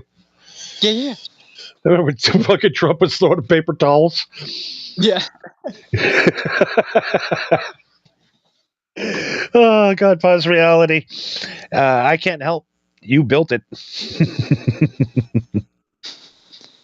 I'm sure you. What's that? Uh-oh. I think we lost Mark. Oh, okay. All right, we're good now. Oh, I thought you were talking to Rick. My bad. Yeah, Rick is still not back. God damn. Did someone kidnap him? I fucking told him there was bacon strips out in the garage, and I think he's fucking... he's eating the whole bag. He's enjoying himself, I guess. Yeah, he's lazier than I am. Yeah, somehow he figured out how to get you to take care of him. So yeah, that makes he's lazier. Yeah, just me, Rick, and the Kush ashram. I mean, that's all a man needs is his dog, his house, and his gun. Although your gun shoots pepper spray, but it's a gun. I looked into it. Right? Do you know what it takes to become a guru? Like a guru, like a licensed guru. But for like meditation or some shit? Meditation, spa retreat, rejuvenation of your brain, of your inner soul. I'm gonna guess $5,000. $35. $35. Yeah, for the application fee, and they send you a certificate via email you can print on your printer. So, basically for the same rate of being an ordained minister. So, for $35, I can lure people to my house Make them pay me $5,000 each. That's And do yoga in your living room. Yeah, to do yoga up by my pool every day. And one of the lessons is cleaning my house and making me a great meal. You know what I mean? Yes, because you need to learn these. You need to learn these principles, and you need to learn about responsibility and diligence. There's literally dudes out there doing that. What's wrong with people? Why would you go to some weird dude's house and hang out with him? That's crazy. Yeah, that shit would not work on me. If I showed up to a dude's house and he told me to clean his house as part of the training, he's like, dude, I have fucking seen Karate Kid, and I know that movie's bullshit. I've waxed on and waxed off a lot, and I still can't defend myself. Yeah, man. I've been taking out the trash and cleaning my house most of my fucking life. That doesn't mean I can fucking whoop people's ass like I'm Patrick Swayze. I'm just going to tell everybody out there too. Say there's a guy getting ready to kick your ass, right? Mm-hmm. Do the Karate Kid Swan. Because number one, the guy's either going to laugh his ass off, and he's not going to beat you up, or he's going to beat you up. But either way, he's going to beat you up. But you might as well at least try some comedic relief with the Swan. Go for the leg sweep. Don't underestimate the leg sweep. Oh, God. I was watching wrestling the other day, and a guy pulled that out. And I was like, okay, finally, somebody gets it. Greatest karate move of all time, the one-legged Swan. Was it the crane kick? Oh, crane. That's what it is. Man, we're getting there, aren't we? I think so. Well, goddamn, Rick's been gone. I didn't know we were... Okay. All right, we're on time. Rick didn't... okay, all right. I didn't know we were this deep into the show. I thought we were about 10 minutes in. Yeah, that's what happens when you smoke marijuana. An hour turns Welcome into 10 to minutes. Two Stone with Marco and Johnny. Welcome to Two Stone with Marco and Johnny. See, I think that's going to be the code from here on out. When the green Marco and Johnny come up, we're done. I like it. That's a good idea. Oh my God. I'm sorry, what were we talking about just now? I'm getting too stoned. We were talking about actually, now that I'm looking at it, did we have any prepared show material? Oh yeah, we got that. I'm just trying to figure out if we have anything else before that. I don't think we do. I was waiting for Rick to come back. Yeah, I think we went through everything on the list. I think so. We didn't even have a list, but we're going to pretend we did. Yes. We have to at least sound like we're organized and prepared. Rick, are you there? Oh, Rick's back. Producer Rick, mid-network. Affirmative, logs are updating. Woo! All systems go. All right. Was it a good shit, Rick? Jesus. He's fucking excited. Prepared show material.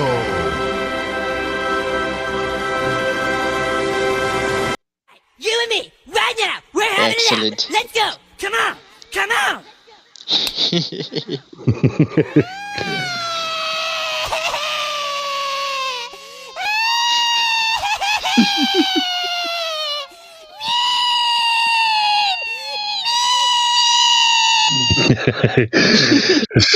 So for those of you that don't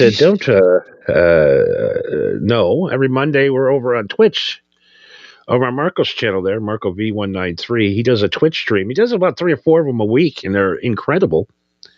Thank you. Very, you guys are into that kind of stuff.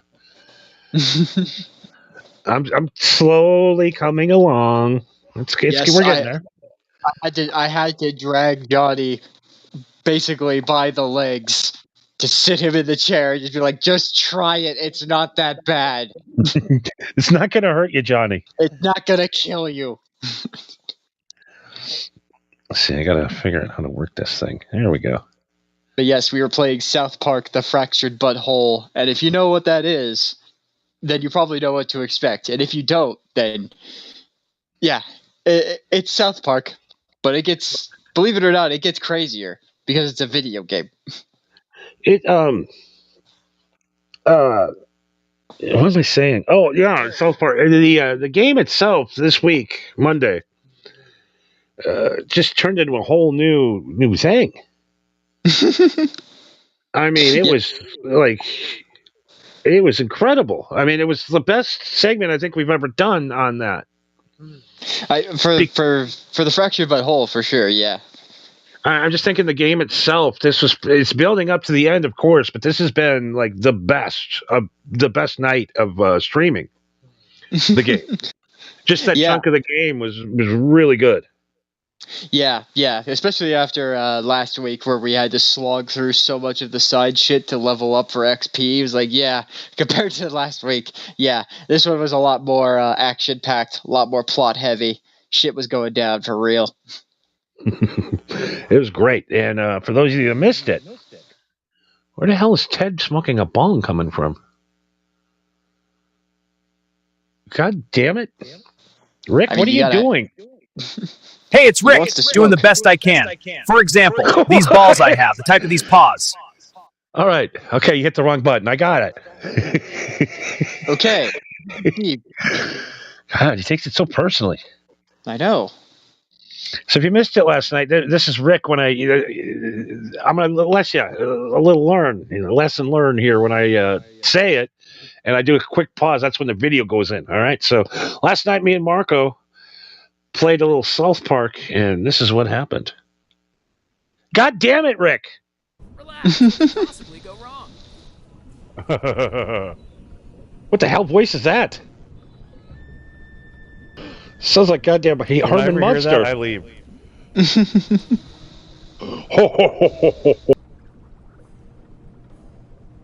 Relax, what could possibly go wrong? Not now, kid. I'm out of here. Well, it's been fun, guys. Stream's over.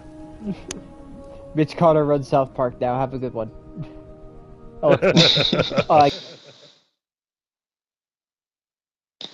Yes. So Mitch Carter, aka Cartman's Hand, is trying to run for mayor and taking over South Park. And that seems pretty standard for a South Park run, for a South Park episode, don't you think? But no, we're in Mephisto's genetics lab, and it only gets worse. Rick, I think you muted Johnny. God damn it, Rick, let me talk. You've had enough of your shit. So I went to the Dollar General today. Did a little shopping, and I got 2 shades of lipstick and a Sharpie. And when I'm done with the show, that's all I'm going to say. All right. You got inspired. All right, let's save Mom, I guess. Let's save Mom. So, save Mom means kill This is Dad, the greatest clip of all time. Right here. No. I don't know, man. I thought we could... What's going on here? I'm confused. God, how fucking high was I last night? I literally Jesus. explained it to you like 5 minutes ago. I'm having Mass Effect 3 PTSD right now. I'm nervous. I'm sweating. Jesus Christ. Jesus Christ. When you said that, that actually got me laughing pretty good. I'm having that. I was having flashbacks. You were having Mass Effect 3 flashbacks. It's all good. Oh my God, what a fucking night! And it didn't stop there, folks. No. Oh, for fuck's Arguably one of the sakes. best parts of this game.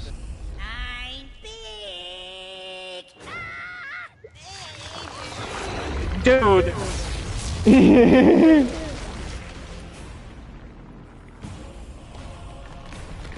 That's literally the guy I had on my show last night.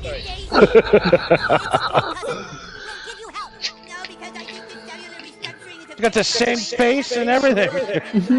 Same These are body. the people that are calling you racist on Twitter, by the way. No way. There's no way. I love that. Look at me, cousin Kyle. I'm a genetic prophecy.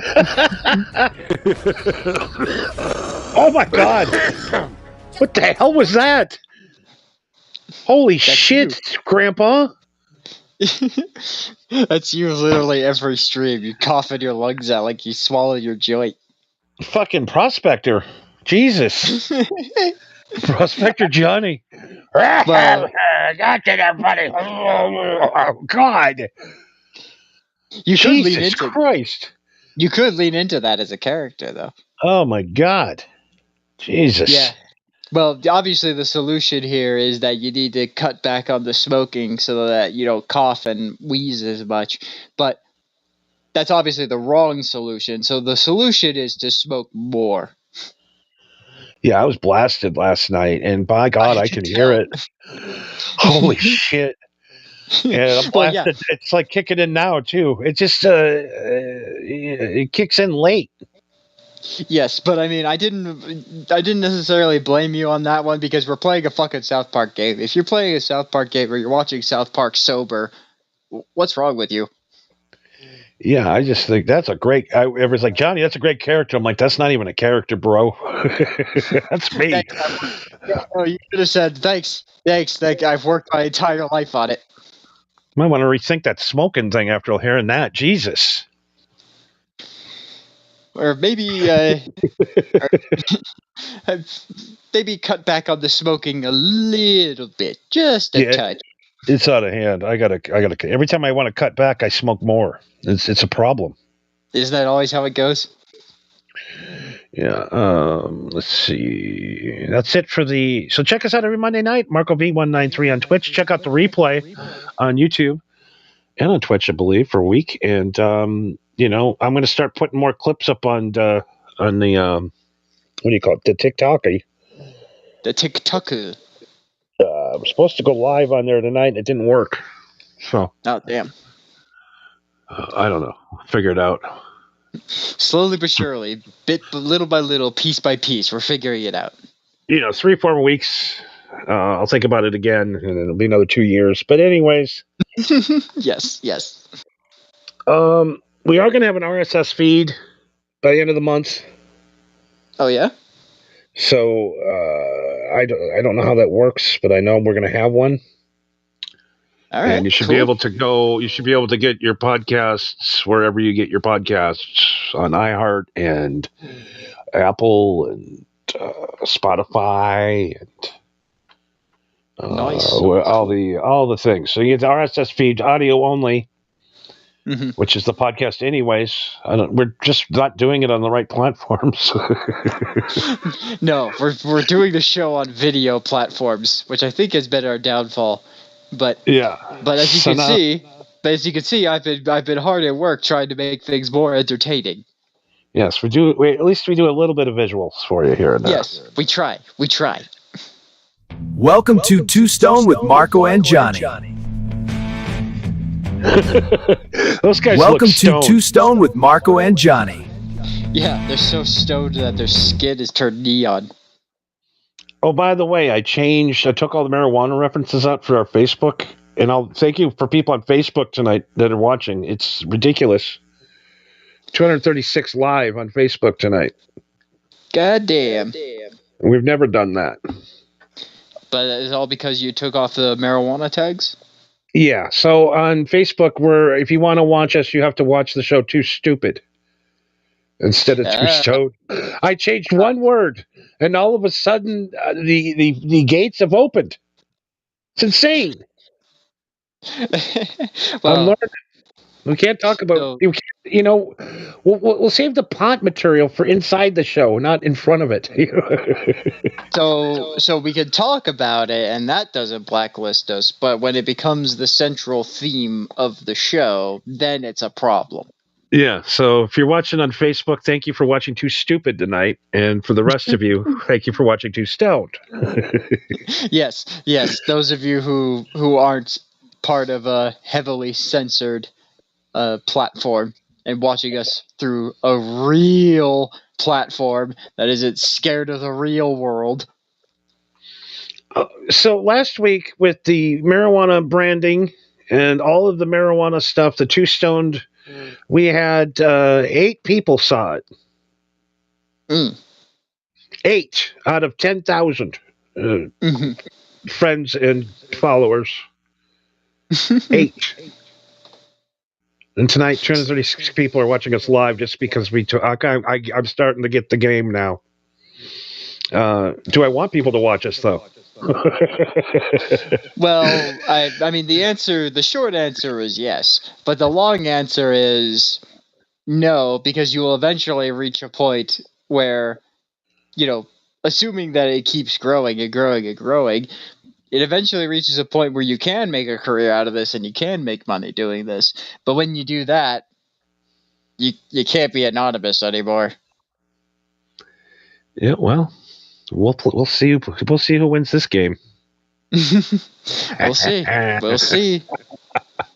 Johnny always has a plan. It might not be the best plan, but he has a plan. I kind of explained where I came from, so that's kind of my knowledge on being, But whatever, we'll just leave it there. Anyways, all right, we're both too stoned to go on. We've reached that point. I can't talk anymore. I'm worse than last night's video game. Yeah, but it's I always told myself, I don't get that high. I don't fucking turn into fucking Chong. I just listen to Chong. I am that guy. Holy fuck! In my mind, I'm intelligent and I'm, eloquent. But what's really coming out is, look at he's fat. He looks like that fat guy I had on my show last night. Oh, look at that. Holy shit. I didn't plan on this. I didn't plan on making this an epiphany for you, but if that's what you got out of it, then great, I guess. Oh my god. But we have tomorrow night. MHH Network on Rumble and Twitch only, because I don't want to lose my YouTube accounts. Yes.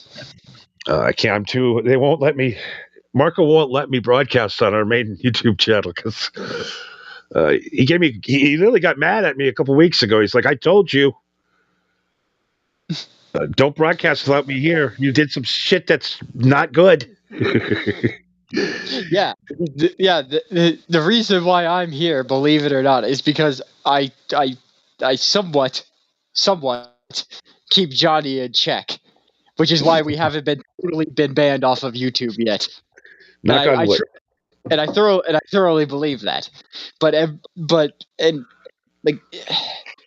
not trying to dissuade you from doing things on YouTube, Johnny, but it's just that I've been on YouTube a long time, and I have a pretty good idea. Like, I have a pretty good pulse on how that shit works.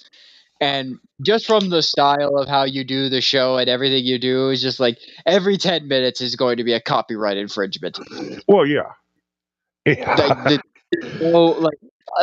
would have to have like albums upon albums of AI generated songs that I made, like that one, for you to have on standby, just so that you could do a YouTube show. You know what I mean? Yeah, every week I'm like, we're gonna do a YouTube show this week on the secondary channel, and I'm like, I just want to do my show. Yeah, we're over on Rumble. We're limited. We understand. We're in a weird spot. Mm-hmm. We're not like all the other shows over here. We're different.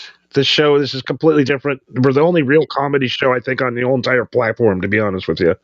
From what I've seen, yeah. Other than like high-end guys, like Bird, or some of the Red Pitcher, whatever. Yeah. Like the underground, we're like the number one underground comedy thing in Rumble. They don't know what to do with us. It really is weird seeing us side by side with all the other comedy shit that's on Rumble. We really do stand out. It's kind of bizarre. Yeah, it's just weird, but it's weird, but I like it over here. And then but no, you'll be able to listen to it in your car on through RSS feed. I think you can just jump on from any platform when we announce the channel next Tuesday, where you can just download the whole audio of the show. So sick. Very excited about that, and I'm super excited tomorrow. Tomorrow night is a night that you do not want to miss. All right, occasional listeners, hardcore fans, long-time people that have been listening to this show have been waiting for this for a long time. They've been asking for this, and a lot of people said that they're not going to come back until that happened. And tomorrow night, it's going to happen. Tomorrow night, the only. Tomorrow night, Johnny Cush and Cartoon Head reunite. Midnight Pacific.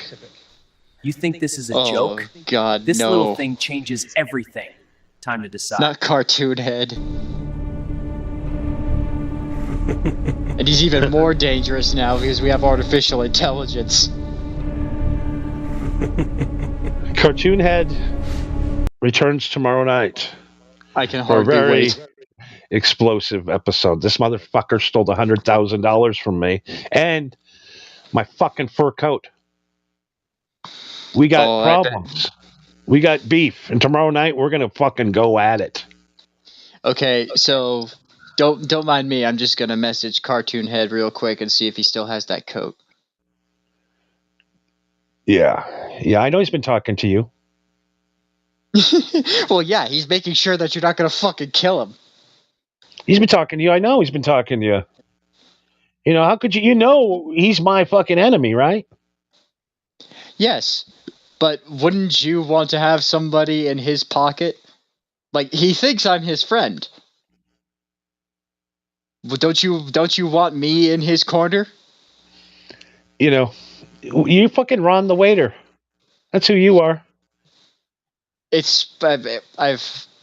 forget which episode it was, but it was a scene from It's Always Sunny, and it's 100% true, which is I play both sides, so either way I end up on top. Have you seen the new Opie drama? No, I have not. He's got this guy Ron the waiter who's been his co-host now for like 3 months. And the guy's doing pretty good. Okay. And he goes, yeah, well, Anthony DM'd me. And Opie's like, what? He's like, yeah, he DM'd me, wants me to go on his show and quit yours. And Opie's like, you tell him to go fuck himself. And you know what? You're fucking fired. Fucking talking to what? Anthony. Yeah, he fired him for talking to Anthony. Motherfucker, he talked to me. So Ron the waiter got fired by Opie because he thinks that fucking Anthony's trying to poach him from him.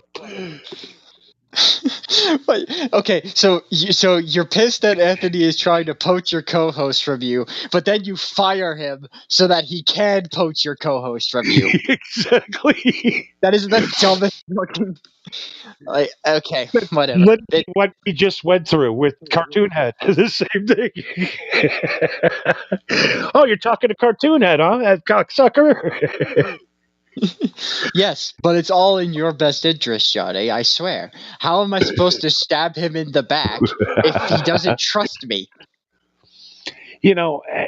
Everybody doesn't understand that I'm still afraid of Marco. As you should. The first night that I talked to him, he goes, the reason I'm here is to take over your show and to fuck you over. I'm an implant from he's deep from the Dabbleverse as a secret agent to take me down. Yeah. I told you that straight to your face. Within the first minute. Yeah, and you didn't believe me. That's how good I'm I really am. here to stab you in the back. I'm going to stab you in the back. That's why I'm here. Look, would you rather I stab you in the back when you least expect it, like a real asshole, or would you rather I just put all my cards on the table? It's like, look, I'm gonna stab you in the back eventually. I can't tell you when. Yeah, I mean, talking about getting stabbed in the back. Cartoon likes knives. Yeah, that's what I mean. I'm trying to stab him before he stabs me.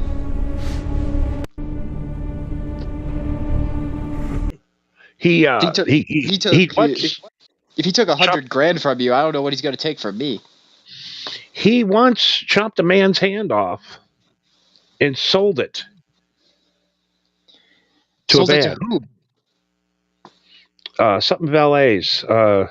Silicon Valets put the dead hand on the album cover. And how much money did he make for that hand? The album went gold in England. Silicon Valleys, yeah, it was supposed to be Silicon Valleys, but they put they put a T in instead of a Y. Yeah, somebody got confused. Oh, Mr. Duggar, by the way, that Chicken Ranch menu online, not so much in person. I probably assumed you pretty much just worked with whoever was in the fucking building. I mean, we're at the end, right? I could drop a couple of pervy things, right? Yeah, sure. Why not? Go for it. So they basically do is it's called a standard. Just standard, just standard. The one place charges $500. All right. Sherry's exquisite 5-star resort, tens, right? All women, $500.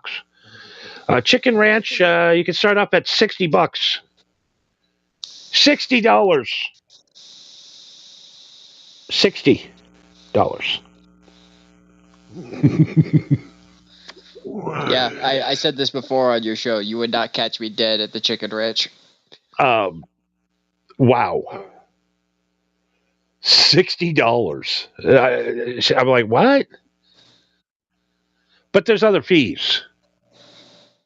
Such as?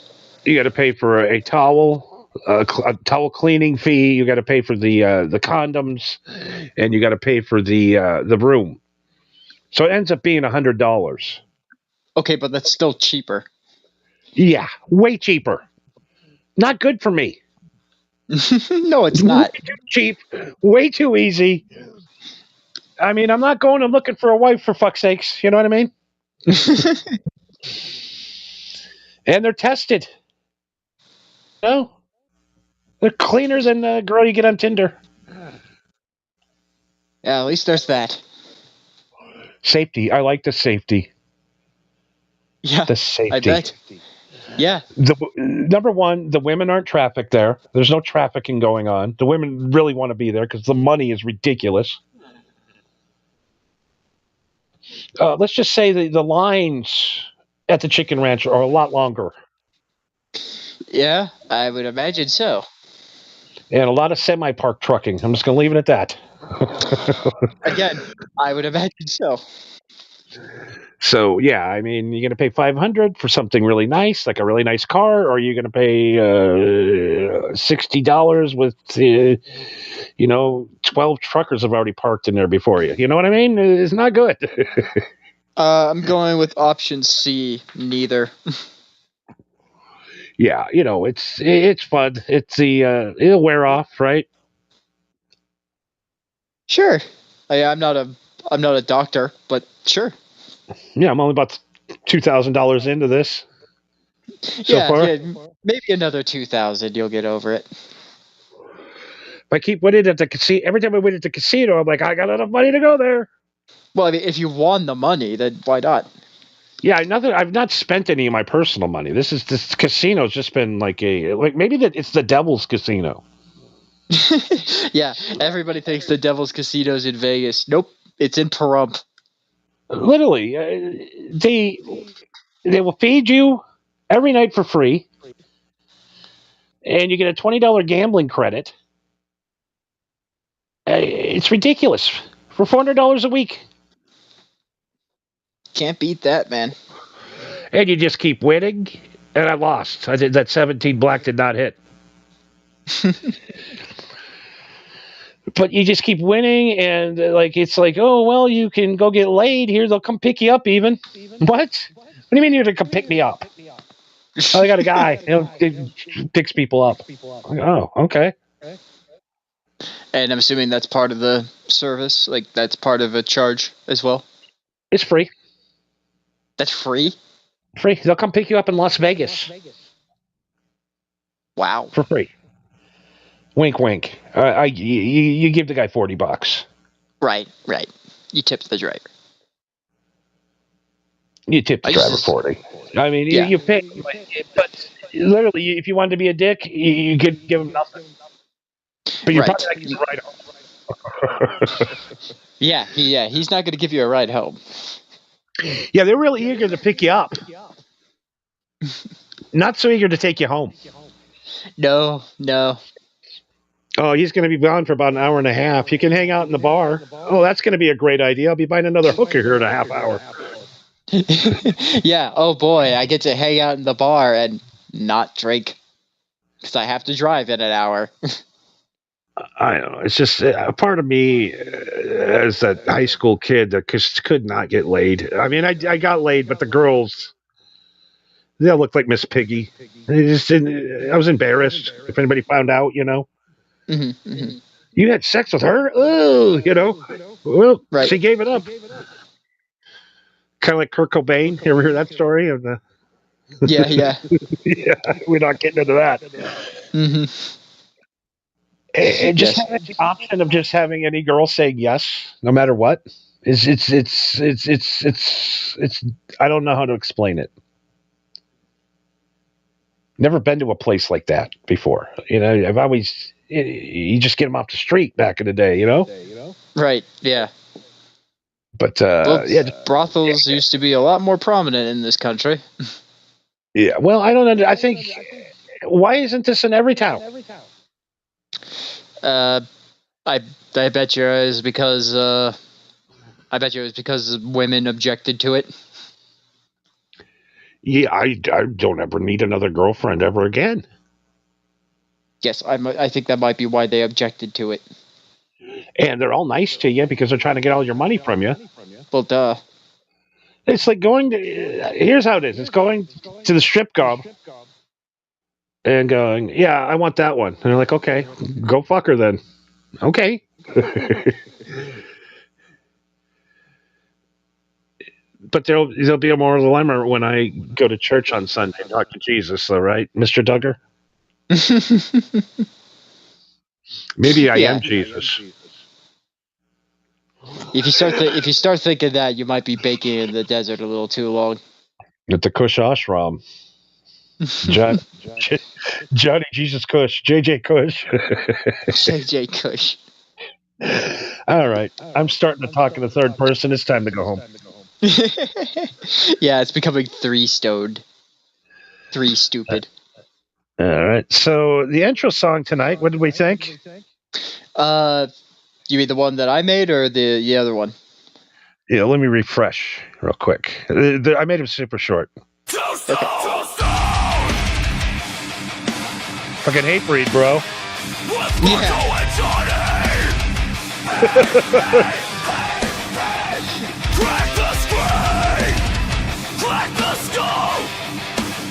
Because we crack skulls. We're coming in heavy. Yeah, this definitely is this is definitely the music I think of when I think of 2 stoners getting together and talking.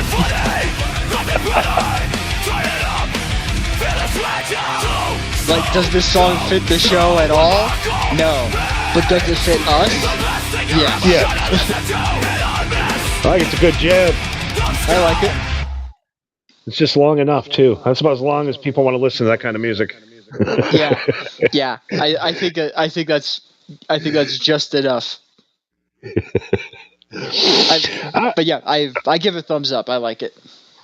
What do you think, Rick? Hey, it's Rick, doing the best I can. For example, these balls I have, the type of these paws. Rick, enough of your balls. Welcome to Two Stone with Marco and Johnny. These guys seem to like it. Yeah, they're fucking high. They got their hands up. But yeah, thumbs up. I like it. I approve. All right, so that's it. We're Two Stone. We got to go.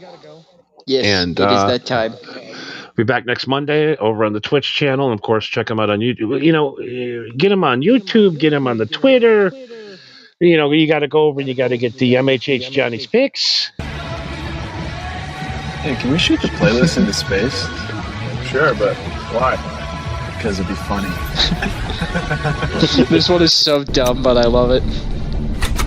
MHH Johnny's Picks on Spotify and YouTube Music. Over 500 songs. That's a full day and a half of non-stop rock, metal, grunge, and more. New tracks keep dropping, so the playlist never stops growing. At Alien Head Pizza, humans and robots team up to craft And pies don't forget that look Alien Head and taste Pizza. out of this world. Baked to perfection, boxed with care, and sent by drone straight to your... You know, I was really, really into that. It's a cool idea, man. For about a week. And then I really thought about it. It's a hard business to make money in. Yeah, making business in any sort of food, like restaurant, fast food, or food cart, what have you, is like, yeah, I think it's like in any sort of food setting, it's estimated like 5 years at the minimum before you start making any profit. At least, and then you just buying all the drones and all that. You know, like to start, it's just too much.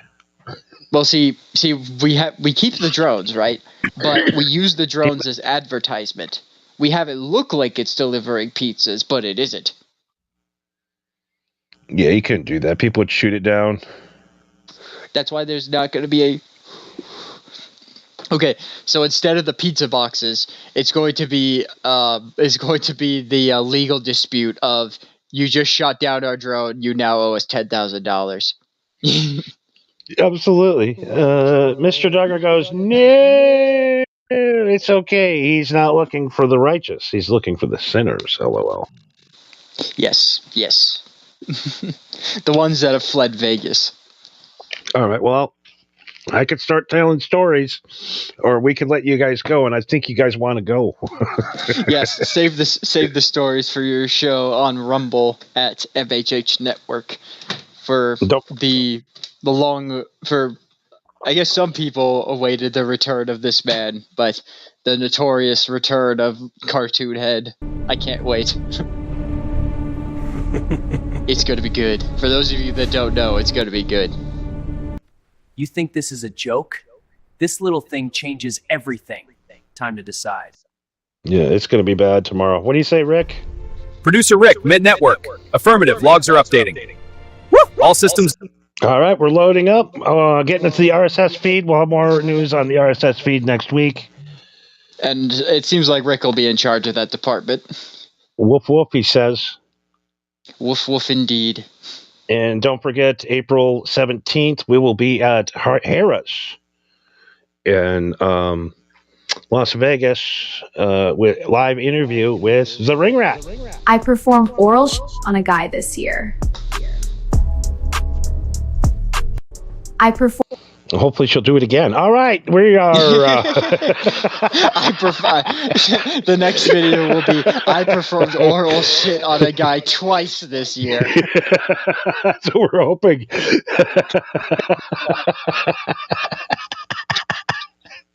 You gotta love the Juggalos, my friends. How can you not? All right, anything before we leave? No, just thank you to all of our subscribers, all of our followers, all you randos and lurkers and occasional listeners out there. And like you said, Twitch at Marco V193 and on YouTube at Marco V with 2 E's 193. And if you liked that fun little Interstellar Highway song that I made for the show, I'm sure Johnny will post the video somewhere on his profile, but there will be more videos to come, and I'm always open to suggestions, so please message me or leave a comment. I'm on Twitter at Marco V193. Johnny's on Twitter at Marijuana Happy. And thank you for joining us for another Too Stoned or Too Stupid, depending on which platform you're on. Too Stupid also works. Especially with me. Yeah, but yes, thank you everybody. Thank you, Johnny. Have a good night, morning, evening, afternoon, whatever time period it is that you're listening to this, and we'll catch you next week for more Too Stoned, Too Stupid, Too Many Shenanigans to Count. On the news, a rare dime hidden for decades sells for over $500,000. An extraordinary rare dime whose whereabouts had remained a mystery since the late 1970s has just sold for just over $500,000. Interstellar Highway video will be on our YouTube channel. You got that sticky icky. First thing in the morning. Sick. Thank you, Paz Redna. Thank you, Mr. Duggar. Thank you, A. Subscribe Smith. to That's So Funny. Thank you, Cookie Cutter Chaos. Thank you, Casey Blackheart. Thank you, Ring Rat. Thank you for listening to our Facebook feed for the first time in a long time. Thank you. Even though we've been doing this show for over 100 episodes now. Thank you. Roosevelt, you need that. You need Thank that you. Abraham Highest rated show on Push, Facebook. Dog. You need to smoke the fucking the Gettysburg It's totally Address and uphill shit, from you know here. What I'm saying? Yeah, I mean, all we That needed shit to that break frees the record was slaves, one person to motherfucker. listen to it. Underground So we Railroad. shattered that night.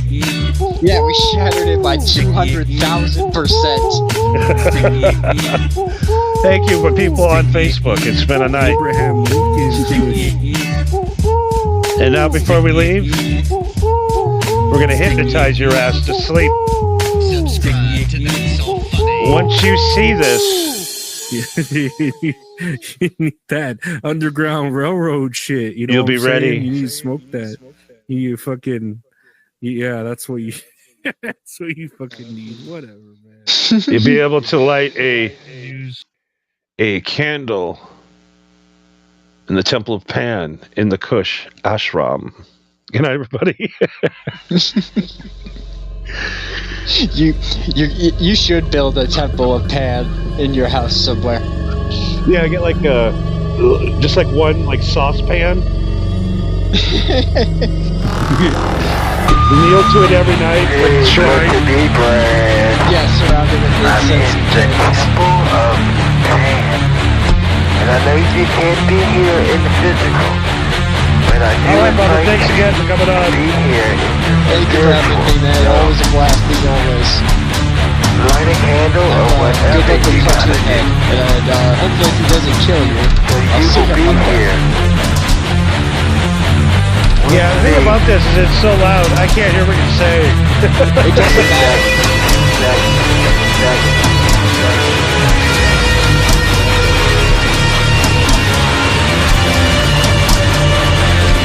If you listen to some headphones, it's the best. Very good connection to you. Psychically.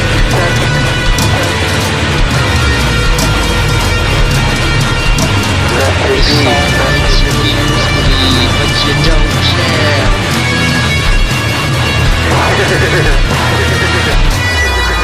But hey, isn't that fun?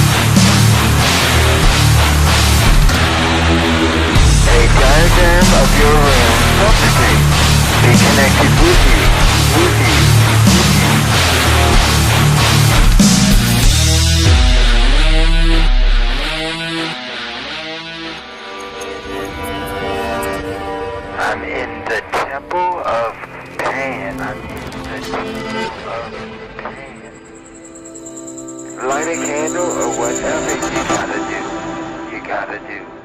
You gotta do. So you will be here with me tonight, tonight, tonight, tonight.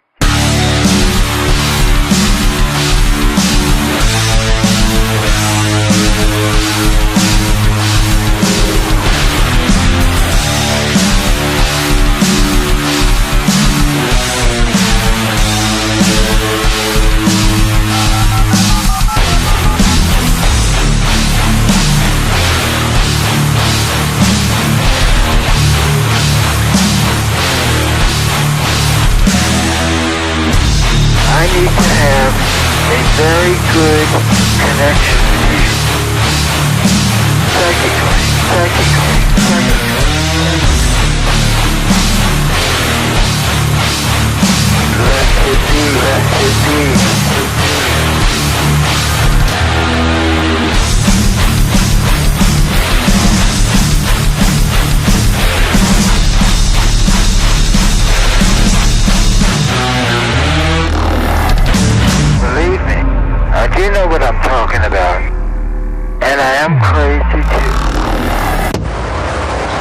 to meditate in the Temple of Pan now. Good night, everybody. Two stone at stone. Throw stone.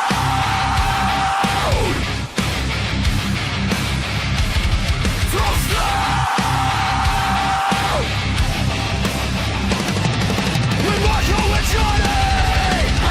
Crack the screen, crack the skull. We're coming in heavy. Tuesday nights we're bringing the fight. Watch what scars all come to the mind. Nothing funny, nothing better. Turn it up, feel the tension.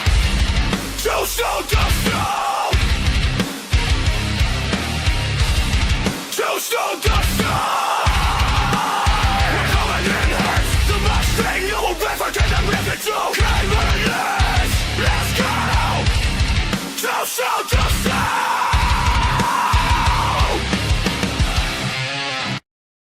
Yeah. Two Stone. Marco in the house. Johnny Bam Bam Bam Bam. Huh?